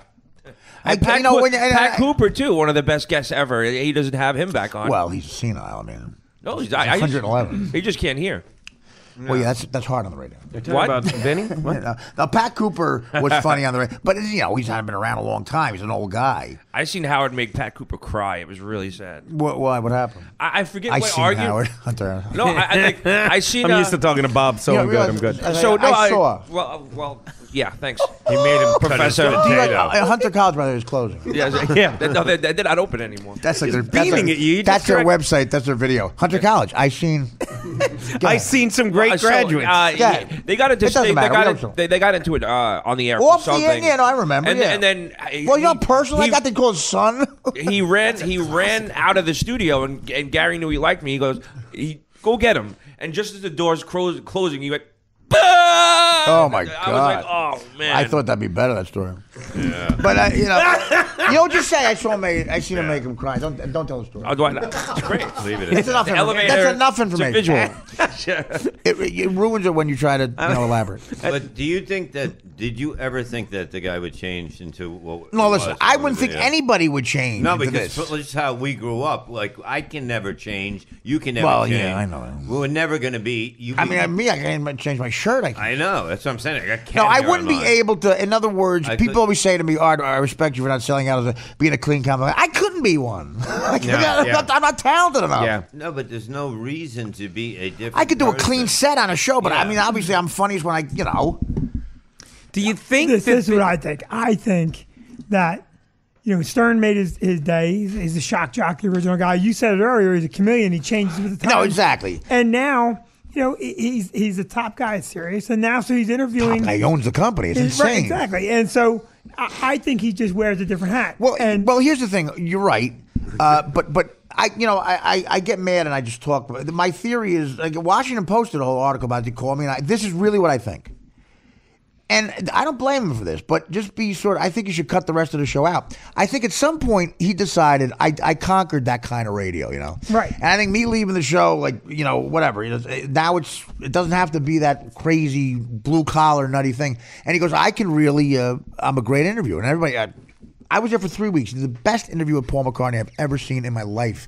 And he realized that. I think he said, I'm going to try to change the rest of the show into being politically correct and getting these stars, because Gwyneth Paltrow wouldn't do the old show. Right. I'm a foot from her, like the Grimace. Show us your tits. I think, right before the E! Show came out, he had a show on E! Where he just interviewed people. No, I know. Well, but it wasn't it was on set. Like on series, you could do an hour and a half with Steven Stills, Neil Young, Bill Murray did. Like, and after he does those articles, everybody says it's the best by far. And it's also because of the changing landscape. And we've talked about this, and I'll say it again. There's no talk show host right now, and I love these guys. Found they're great, but they're not genuine talk show hosts. Well, like it's Howard also is. 7 minutes, so you're right. But the Howard's doing an hour. You're right. It's got away from what Carson and Letterman used to do. Because he's knowledgeable about that, like the '60s era when we grew up, classic rock. Is there anybody else you'd rather hear do an hour and a half, like say Mick Jagger or something? Yeah. And those interviews have not been done. So I think he said, if I change Gary the Retard to Gary the Conqueror, Artie's not here, Fred will do what I want, I'm going to be politically correct, and maybe they'll come on. Well, because even Dennis Leary, when I did Rescue Me, I said, you should do the show. He goes, I love the show. Man, I'm not doing that show.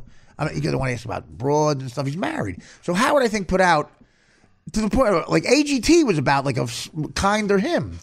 And put $60 million in his pocket. And you're wealthier. So he knows how to promote too. He's a genius at getting the word out of that. So now Gwyneth Paltrow goes in and he shows people, look, I'll be nice to you. So I think this new show is going to be fuck everything else. I think he's going to try to leave behind a library of the best celebrity interviews of all time. Well, and I don't give a shit about the other part. But to me, why not just fuck the other part? Why say don't even bring Sal and Richard in? Because you can't do that anymore. Just do an interview. It's also this. Listen, when he starts out all those years ago, he's picking on them. He's not of them. He's not one of them. So he's picking them. And now, of course, he's got all the money in the world. And he can do the interviews. So look, if you're going to get Jennifer Aniston in to do an interview, you're going to end up befriending these people, and you're going to somewhat moderate out. Yeah, but it's not. You'll never be. Well, here's the thing. I said this joking around, but there was serious stuff to it, and that's why he thought it was funny. He was talking about a weekend he had with John Stamos and Rebecca Romaine. And he goes, we were in a hot tub. It was me, John Stamos, Rebecca Romaine, Beth, his gorgeous wife, and him. And I said to him, I said, Howard, I don't want to spoil it, but you're the odd guy out there. I mean, there's four supermodels and you. I go, if they want someone to go get a beer, it's you. Gorgeous specimens, and it's Howard. And when you come back, they're not going to be there. Right? Well, that's what I'm saying. Can we get in water with him? But I think he was looking in on that world and wanting to be in it. He didn't want to shatter the window. He wanted to be in it, and he got famous enough. And they're sellouts too. They're like, we're friends with Howard, and that's rock and roll to them. Like it's an outlaw we hang out with, and he's nice to us on the air. It means something to them. Because Justin Theroux, he didn't want Howard bitching about him every morning, and that's what the old show would have been. Right. Like, that's all I would have been able to do. And I slowly started making fun of people that I didn't realize he befriended. Tom Bergeron, the Dancing with the Stars guy, he was on the wrap-up show. He said something to me goofing around, and I just wasn't I unloaded on him. I threw a no-hitter. Like an hour. No-hitter? He was almost crying. And I said like a fat joke or something. I went to his tie, his hair, his family, Dancing with the Stars. Like in the afterlife, how he's going to pay for Dancing with the Stars. I go enjoy the fucking built-in pool now, Tom. I like Tom Bergeron. Well, I didn't for about an hour.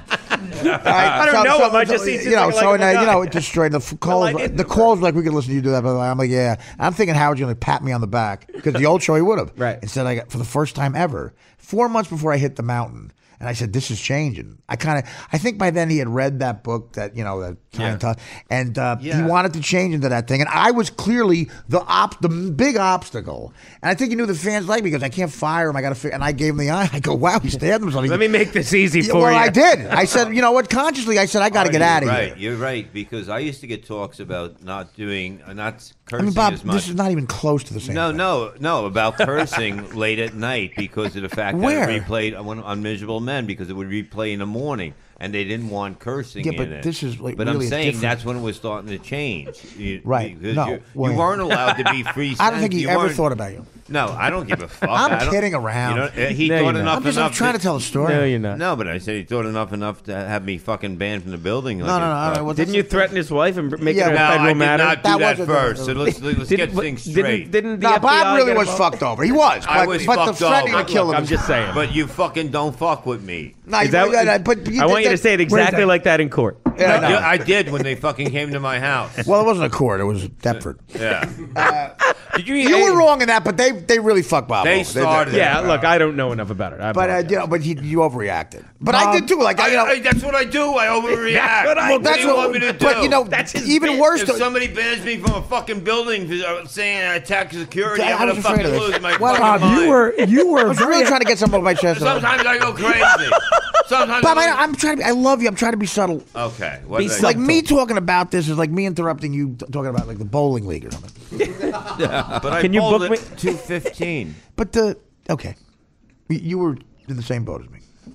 You were never there. I worked there. It was my full-time job, and I was wondering, like, this fucking guy, I had to figure out how to get out of the fucking show, because I think I was the main problem now. Like, that really in hindsight, I think he was trying to figure out how to, and he didn't like the way I did it, because he had to fucking acknowledge it. What did he say after the Tom Bergeron?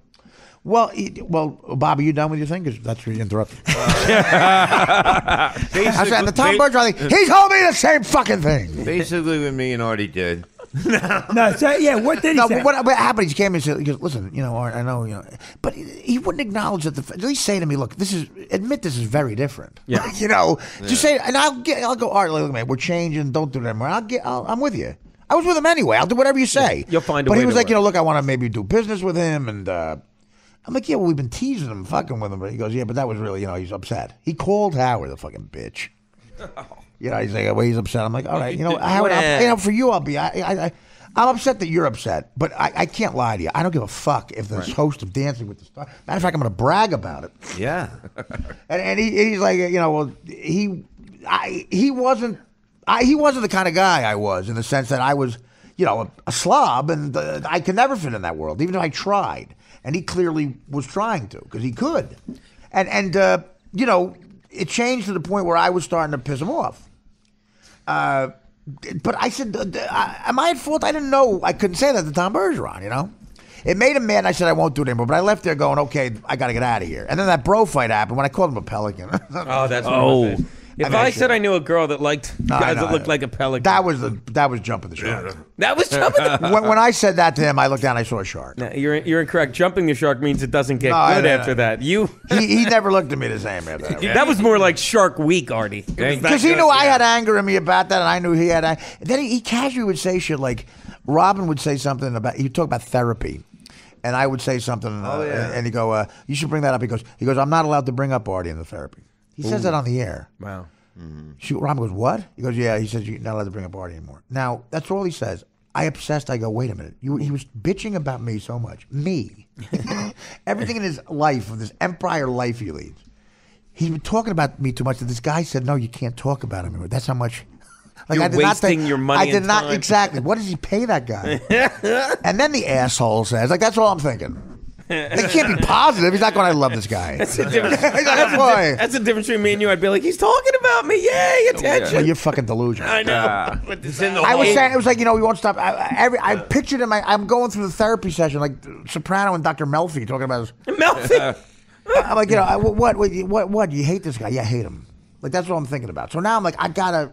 I said, I still love the guy. He gave me a job here. I'll work off this job forever because I have fame to where I can keep working. But I got to try to give. I said to myself, I really got to have a smooth out.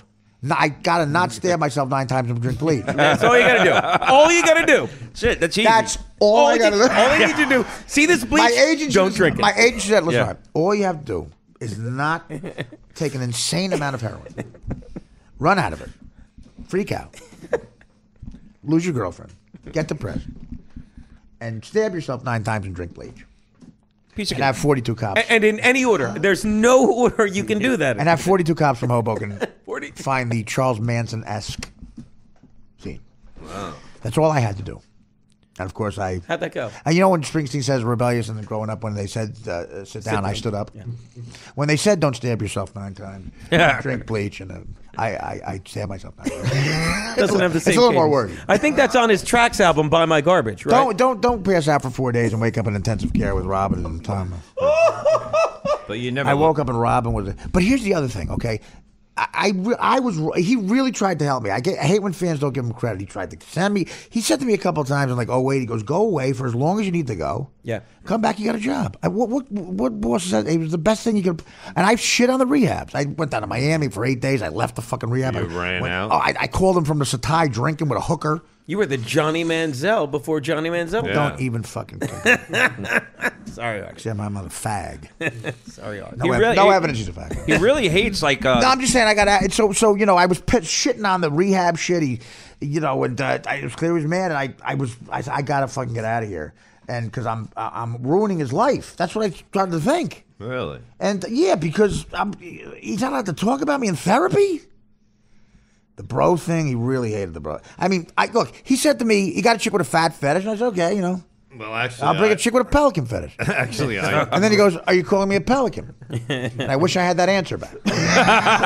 Are you saying I look like a pelican? I really should have if I had that back. There was a moment. Artie. That's a crossroads. I'm sorry, but I was the one that created that bit. I'm sorry. What bit? I was created a bit. No, what? He's Larry David. I brought in the chick. Yeah, I know. That started. I read the whole thing. I said, she doesn't want to fuck me. She doesn't have a fetish. She got a girl, like a boyfriend. Yeah, but He calls me gay. I'm like, yeah, because I'm fucking a 10 at home. And I want to fuck it up. I fuck your fucking fat fetish chick that Levy found. Yeah. Throwing up at the dumpster at Delilah's. So when and I was right. She had a boyfriend. I go, okay, I didn't know that. You didn't know. I never thought that it was going to happen like that. You mean she just wanted... There's no way you could have known. You mean she just wanted attention, yeah, Artie? Yeah, of course. No. Let's plug her website and get the fuck on with it. He said something to me, and I said I was going to get him back, and that was the way me and Artie would go back at each other. What did he say to you that you wanted to get him back? I don't even remember. I don't know. I'm just saying I was being obnoxious because still, like if my old man was alive, he'd be like, you show the guy more respect. He's older than you, and he gave you a job when you needed it. And he'd say, away. And that was the fucking rebellious Jersey guy in me. I'm not going to be an ass kiss like Gary. You're not calling me fat. Like I'm going to call you a pelican if you call me fat. It was great. It was but, great but yeah, but he radio. doesn't want that. You know. I mean, look. When I went out there, I was like the hero of some of those guys in the office. Yeah, it's fucking amazing. Yeah, but we thought it was just called actually him a good. Yeah. The fans at the shows at the Funny Bone. Fucking amazing. I mean, my God, guys were blowing me.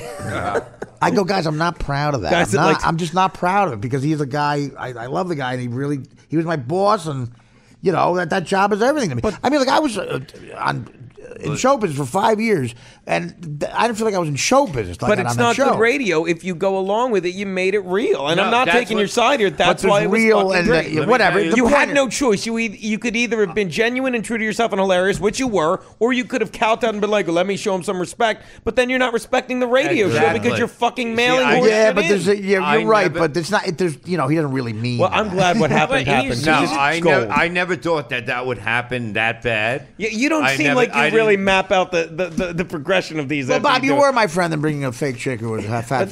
No, but you got me a lot. We How'd I played get- with how'd I each do other. that? I I don't don't know. know. We fucked with each other a lot, and he thought it was a great idea. What And did he do to you that you wanted to get back with the fat fucker? I think it might have been when you told me to stay out of the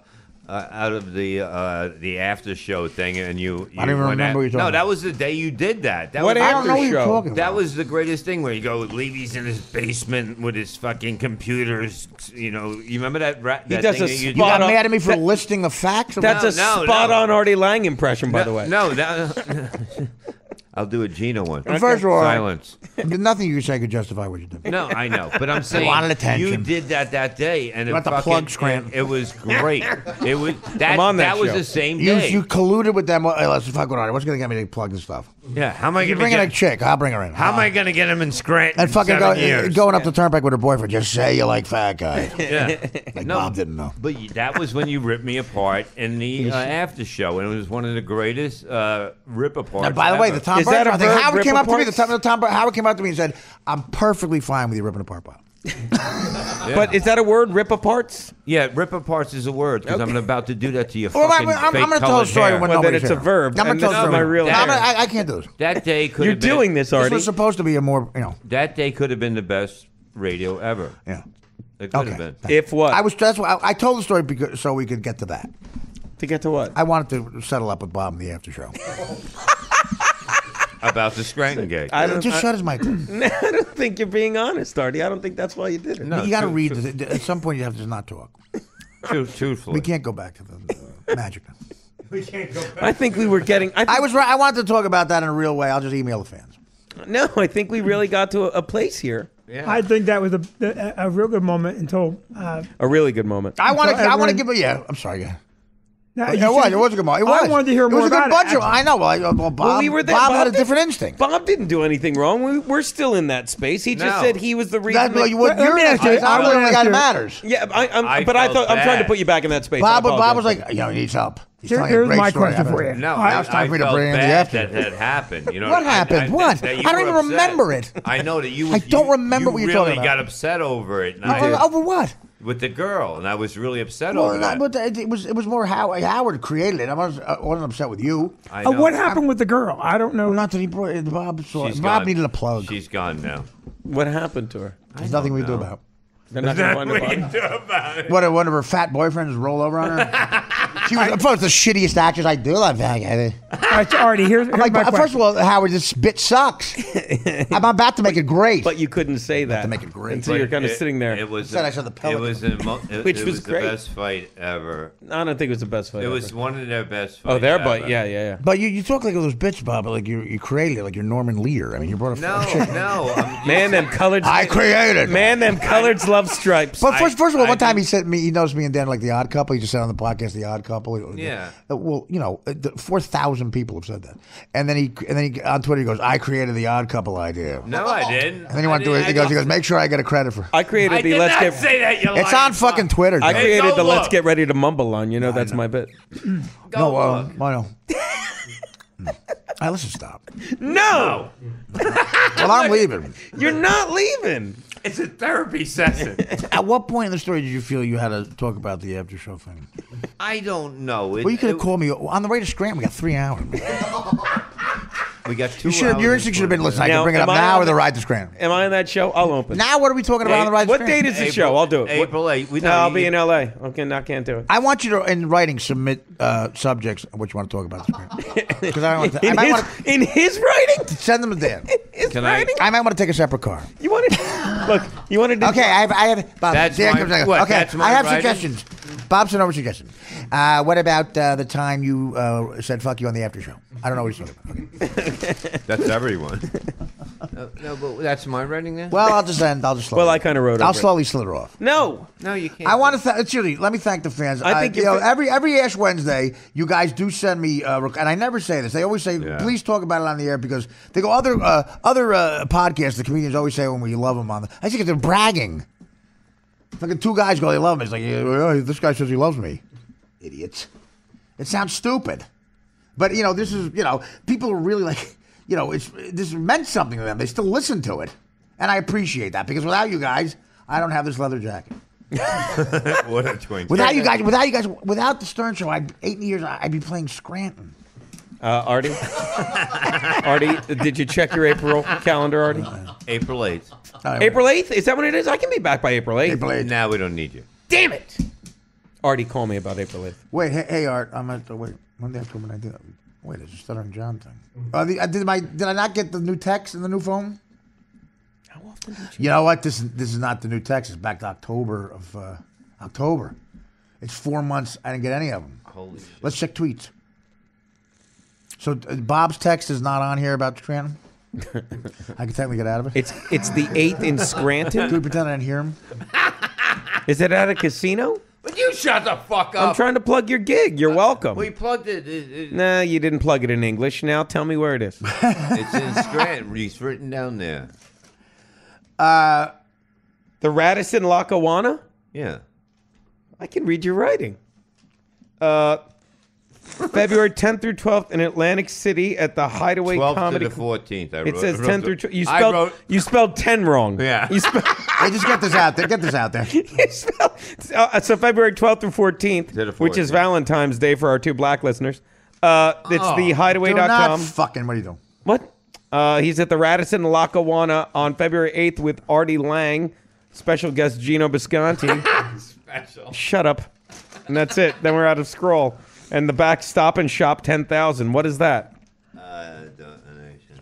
No. How about this thing? You drew a triangle that is not geographically correct. It says Delaware is north of Glassboro, and Woodbury is exactly east of New Brunswick. Am I holding? Oh, maybe it's like this, dude. Oh, it is like this. Yeah, I'm doing. But you wrote upside down. Shut up and leave me alone. I never graduated. Vinny, high it's school. a treasure map. Do you know your club is part of a treasure map? It is. Oh my God, what is that? What is that? It's Levy hieroglyphics. It's basically. Bob, where is the stress factor in here? It says New Brunswick. New Brunswick. Yeah, Right there. I can't imagine he's working anywhere in New Brunswick. Bob, that you wouldn't know. are you geographically routing your gate? This is very. It's all in a triangle. Very high end. You don't want to know. We were doing English to Levy, Levy to English. Artie, next time we're here, I'm going to ask you a question about the Stern Show, about whether or not you would ever go back. Would you want to go back? No, I wouldn't. No, not now at all. Not at all. How about now? I wouldn't. You couldn't go back, is what you're saying. You would want to go back. No. If they asked me back, I wouldn't go. But what if because of the state it's in now? That would also never happen. What would happen if? No, I said that on. People ask that all the time on Twitter. And finally, I said to them. I said on Twitter, because they do deserve a little. Those fans are like part of a family about that show. So they're into it. Yeah. And I said, guys, listen, he doesn't want me there, and I don't want to be there. It's finally gotten to that, and we're both very passionate about it. I could not go live under that situation, and he wouldn't want me there anyway. It wouldn't be fun. It wouldn't. Well, it wouldn't be. All right, a more important question. This is my line of questioning. Will you have Bob back on this podcast? I can't avoid it. What would you do? We got it when we sell out Scranton. I'll be there, April 8th. What would you do if you bumped into him? Know what I'm saying? Bumped into who? Howard. That happened. Oh, it did? Yeah. When was that? Robin got an operation, and and thank God she was okay. But I wanted to go see her, and I didn't know he was there. I found out. I called her. She said, "Come by," and I walked in. The security guard recognized me and he goes, "Yeah, they're all up there." I'm like, "What?" So then I realized, "Oh, wait a minute, he's probably here." And I said, "Fuck it, I'm gonna go. Who cares?" And I went there, and he was there. It was just him and Robin. I walked in. I hadn't seen him in 2 years, and he goes, the first thing he fucking says is, he diffuses the whole fucking thing. He goes, "Perfect. We got to make Robin laugh. Artie's here." And Robin, it was right. She had just had a major operation. She almost died. So it was, I know. So we put that aside. I got her a gift, and I'll tell you, it was a very poignant thing because we then sat on her bed, and it was like doing the news. We talked and laughed for an hour. The three of us, like, laughed hard and made her laugh, and. The doctor came in, and he was a good-looking guy, and we called him gay. Not that he would do that now, but and we made fun of cats. No. The play. That was a Wendy Liebman joke. Like her cadence. I'm sorry, Wendy. Tom got it. No, it was amazing. It was so much fucking fun, And at the end, he gave me a hug. He said, "I'm glad you're okay." But I wanted to have that talk, but it wasn't appropriate because Robin had just had a major operation. And a near-death experience. So I was staying longer, and I stayed another hour and talked to Robin, and then that was it. It was very pleasant. It was very nice. But and then I called him afterwards. I said and I said, "He never called me back." And I said, "I get the hint. I'm not going to be. I just get the hint. What are you going to do?" You should have kissed him on the beak. The thing is, that was an accident. Okay. Yeah. So what really fucked me up was thinking about the fact that when I left there that last day, when I was stumbling out on fucking heroin, and that was the last day I was there.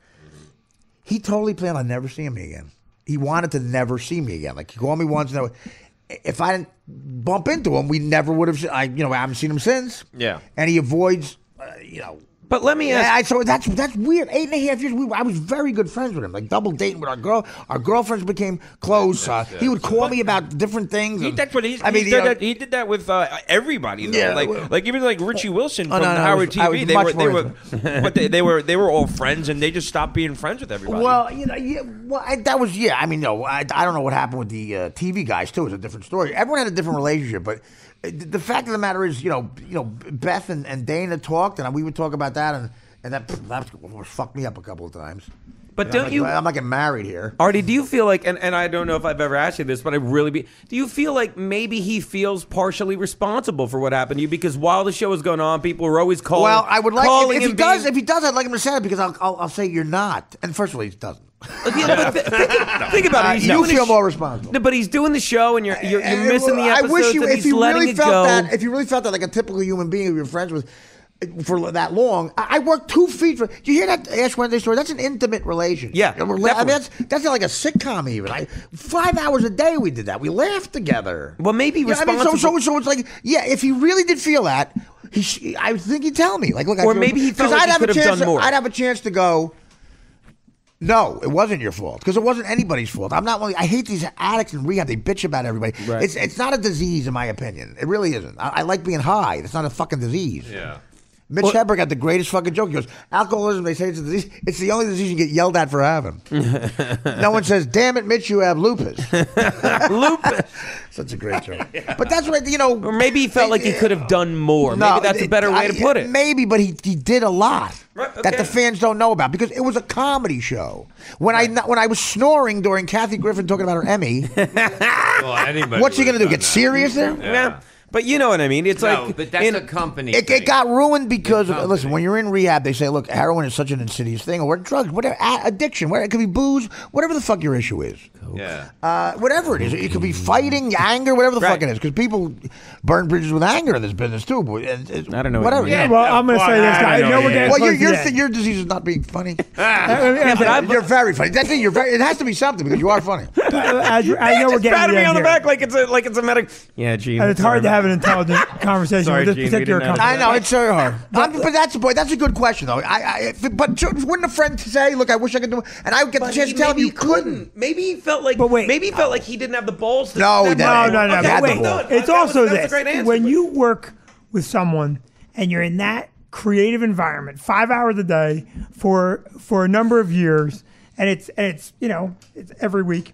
Yeah. I think that they're like the Beatles. Look, the Beatles were best of friends, and then they just couldn't talk at all. And sometimes you need a lot of time before you reunite that. Well, you know what's hard for me? It was hard for me to be. That's a good point. But and look, that show was so popular. You know, it's funny. I had never been on something that was. I mean, you know, to be totally truthful, I was a self-made fucking millionaire from comedy by the time I got to that show. I had a sitcom. I had success, but nothing was a success like that show. Right. And I would say stuff and people would react to it. And Howard would go, people listen to this. You know, it's like I work with Norm and I was overpaid for stuff nothing was a big hit. Right. I was a part of a huge successful show. And Jackie made that thing, like the Beatles analogy, you know. But I just jumped on, and you know, I've never been that good at anything. It was my biggest thing too, of course. You know, so. I felt like I wanted closure with it. I wanted him to come to me and say I could have done more, so I could tell him you couldn't have done more. Right. You were great. At least he never gave me that. So Maybe this will get back to him. Eventually it happened. Well, it did when me and John talked about it, and he goes, I was hurt by something Artie said. That's all he said. Mm-hmm. And Twitter goes nuts. That's all he said. Yeah. And I said, you know what? I said I'll take anything else. Hurt. You're not hurt by anything. That's completely bullshit. So I called him a bullshitter about that. So I said, you know. The next day they were on the air. I said, I'm going to get it, you know. And I was completely surprised. He went the other way. He said nothing but kiss my ass for an hour. He said, Artie's right. You know, I love him, blah, blah, blah. And, you know, Twitter people are like, Jesus Christ, you know, you go. They wanted to fight. And I said, I'm not going to do it. He took the high road and it stopped. And he sent you that nice knife set.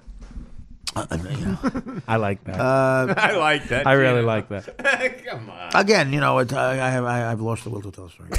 No, but like these are good questions, and I feel I owe the fans. Like these fans really, they pay money to see it, and it's their whole life. Like you go to work with them every morning. Yeah. You know, so I explained it.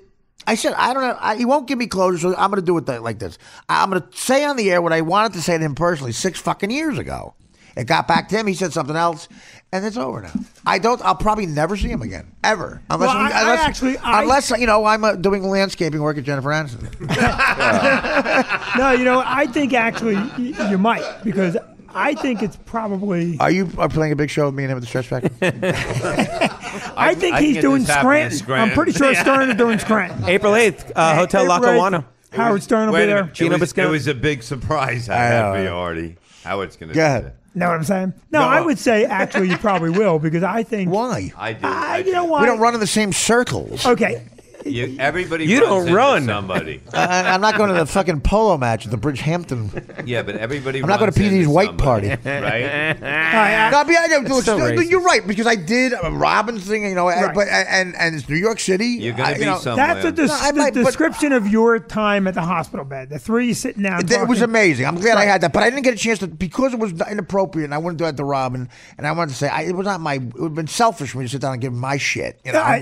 This is what I'm going to tell you. I think that in all probability you will talk to him again, right. And it'll probably be a much better conversation. Sometimes distance is what's needed, right? Like I honestly, I think it's probably, it's going to sound so ass kissy. I don't know the guy. Got to be somewhat hard to be him anyway. Right. Look, I have a front row seat of that too. Yes, it's a very complicated thing. Right, and so you know, he's got to. You know, there's money he spends on security. I mean, he really is good with those kids, man. I mean, they're good kids from when I met, and he protects them. Like that's time. That's money. He goes from limo to this, and you know, because he's not a private jet because he's arrogant, because he can't be on a regular jet, and he's afraid for his kids. And when you say to me that he did a lot to try and help you, that tells me he did. Without question. He's a good person. I get mad when the fans, I correct them because he did a lot that they don't know about, you know. But it's a comedy show, you know. He's not going to list that shit, you know. Right, and so I would predict that you will end up seeing him, and it'll be better. You know, I got to tell you, Vin. You know, I really don't. I'm fine with it. A year ago, I would have been lying if I said that, but I don't mind if I never see him again, because I don't think it'll be a real conversation. Because he doesn't want to have one with me. Right. And in rehab, they tell you, like, these things you'll lose friendships. And I got to tell you, the only one I lost was him in my life. I mean, I'm a hard guy to be friends with, because you know I do have these demons, and you know whatever.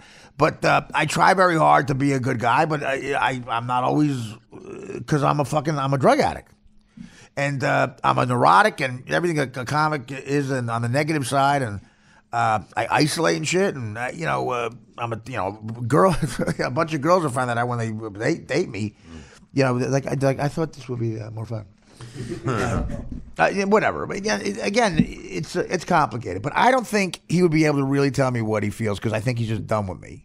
And I had that addict guilt for a little while, but now you know what? I'm done with him. Now it's not his fault that I left. It's mine. But now what's happened since, it's on him a little bit. Now it's kind of his fault. Right.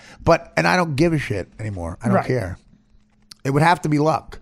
And I'd be nice, and he would be too, but it wouldn't be, Yeah, like even with Robin, the goal was to make her laugh, but he had that as a crutch. So I don't have to have that moment with Artie because we have Robin here, and I felt the same way. So what'd you do? Show her the podcast numbers?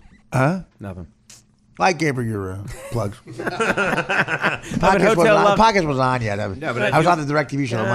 Did you show him the DirecTV The numbers? DirecTV show is the one I was making $700 grand a year. But you will show him run those numbers? into him somewhere. You will, like Vinny said. What? Where would I meet him? Somewhere in the city, just walking. Why? Because at Danielle? Because you're always going to run into somebody Let's just you stop. haven't Who seen cares? in We're years. talking about something that means nothing. You want to give me the odds on it? Saying. Let's get back to Bob's plugs. No, I know. He will be at the Hideaway Casino. I want to hear when Bob interrupts that story because I know exactly what I was about to say. And he goes, "He did the same thing to me." No. You think listeners were at home going, "I hope Bob." I'm the brings only up one that. at this table that listens to this podcast. I hope Bob brings up that after show incident. That was the funniest thing I've ever heard. People are tweeting do. Bob. People are tweeting Bob, going, "This is the perfect time to bring up that." No, that was the funniest thing I've ever heard you do. What? When you ripped me apart. When? I don't even remember. I don't remember that. We drove home and you said, "Put it on." Wait a minute. On the ride home, I ripped you apart. Boy, that was the funniest car ride in the history of radio. After the Pelican fight, you said, "Wait out here." Pelican with a capital G. At the Museum of Broadcasting, I said no. And then At the Pelican. I dropped you off, and you said, "Put on the wrap-up show." I did. Yeah, and then you were ripping me apart, and we were dying laughing. Okay. Ribbon. It was a frog. That's great. Hey, fuck you. With Let's go. Let's end this. Fuck you with your fucking English. Trump's a winner. I don't need to fucking tell you. I've been trying to do. I like the nice said. I want to end by saying thank you to the people with the Ash Wednesday stuff because you know what, you guys mean that much to me too. These are touching things about like you help with the laughter helps you. I don't take that for granted, and it is people. Robin said that because that's the hardest he ever laughed, and that means a lot to me. I grew up listening. I mean that means a lot to me. I don't. Some of these guys think you take that for granted. I don't. And I want to say to you, Twitter, I appreciate you listening to this show and going out of the way to tweet the fact that they sent me the clip and they go, greatest thing ever. But this means so much. We laughed. My father was sick and laughed at this. Like that's fucking. I don't take that lightly. So thank you, and I hope you enjoyed the clip, and I'll probably get sued for it. So I wanted to say that. Now we'll. If you want to do the plugs one more time, we'll do it, then we'll get out of here. It's been a long way. I thank you guys. It's been another 3 hours. Well, they've been waiting for bonus content. Now they're happy. It's been an interesting. No, but Artie is a. We're averaging 3 hours of fucking. Yeah, show. but people were bitching at Dan. Oh, where's the bonus? Well, there you go. What is it? But you looked it up. People don't like when they see a podcast. They don't I have agree. the time. I agree. 3 hours. It's not like an arc or it's not like a Columbo. We're going to see the surprise ending. You can listen in 10-minute increments. I love when you mention Columbo. That's what I mean. Right? I mean, it's not an hour time. No, people, there's research that people don't want podcasts only 20 to 30 minutes or enough time I think for two them. researchers were. They want them longer? No, they want them shorter. They like Shorter. And if they get behind on something, they figure, well, you know what? I'm just going to miss an entire month. I'm not going to, and maybe I'll cancel. I've got so many backed up things if they have stuff in their life. They want shorter podcasts. Yes, I would agree. But I would think, I agree with, like, there's some, like PTI is a great 20-minute podcast.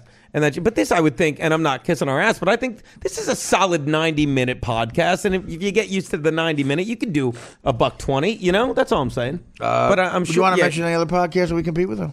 No, I don't think you compete with PTI. I'm just saying that's a 20-minute podcast. What do you think? It's radio. This is a solid 90 This is no guys. We did a 3 hour show. It's a solid 90-minute podcast. This is no guys we fucked. Everything you're saying is infuriating me. Why? I'm paying us a compliment. Because you're We'll lose an hour and a half, and it's all you. I'll be at the Hartford Funny Bone tomorrow night with Allie Breen. Oh, my God. Jesus Christ. That's depressing. Well, that's a good club. Where are you going to be? Hartford Funny Bone. Oh, it's amazing. Yeah. It's not a bad I might get married there. I might get married. All right. So, what do you got? Listen, all I want to know, next week, I'll be at my club. It's 18, 19, 20. That's right. That's the plug. So come to Stress Factory next week. And you Artie fans that were with us last weekend. That's great. They're the best. They are the best. They are. The best, the most fun to work with. Come to the show and at 18, 19, 20 at my club. Right. Good move. And Bob, you wanted to again? Go to RevBobLevy.com. Follow Warrior Point, and also follow us at Scranton. No, stop at Scranton. I'll be in the HideawayAC.com. What building is that in? It's the one next to. You'll never play in. No, is it in a casino? That's a legitimate question. It's in a. It's a building called. It's a speakeasy, an old speakeasy. It's all right. We're done. And thank you. All right, I'll be sweeping up hair at Astor Place.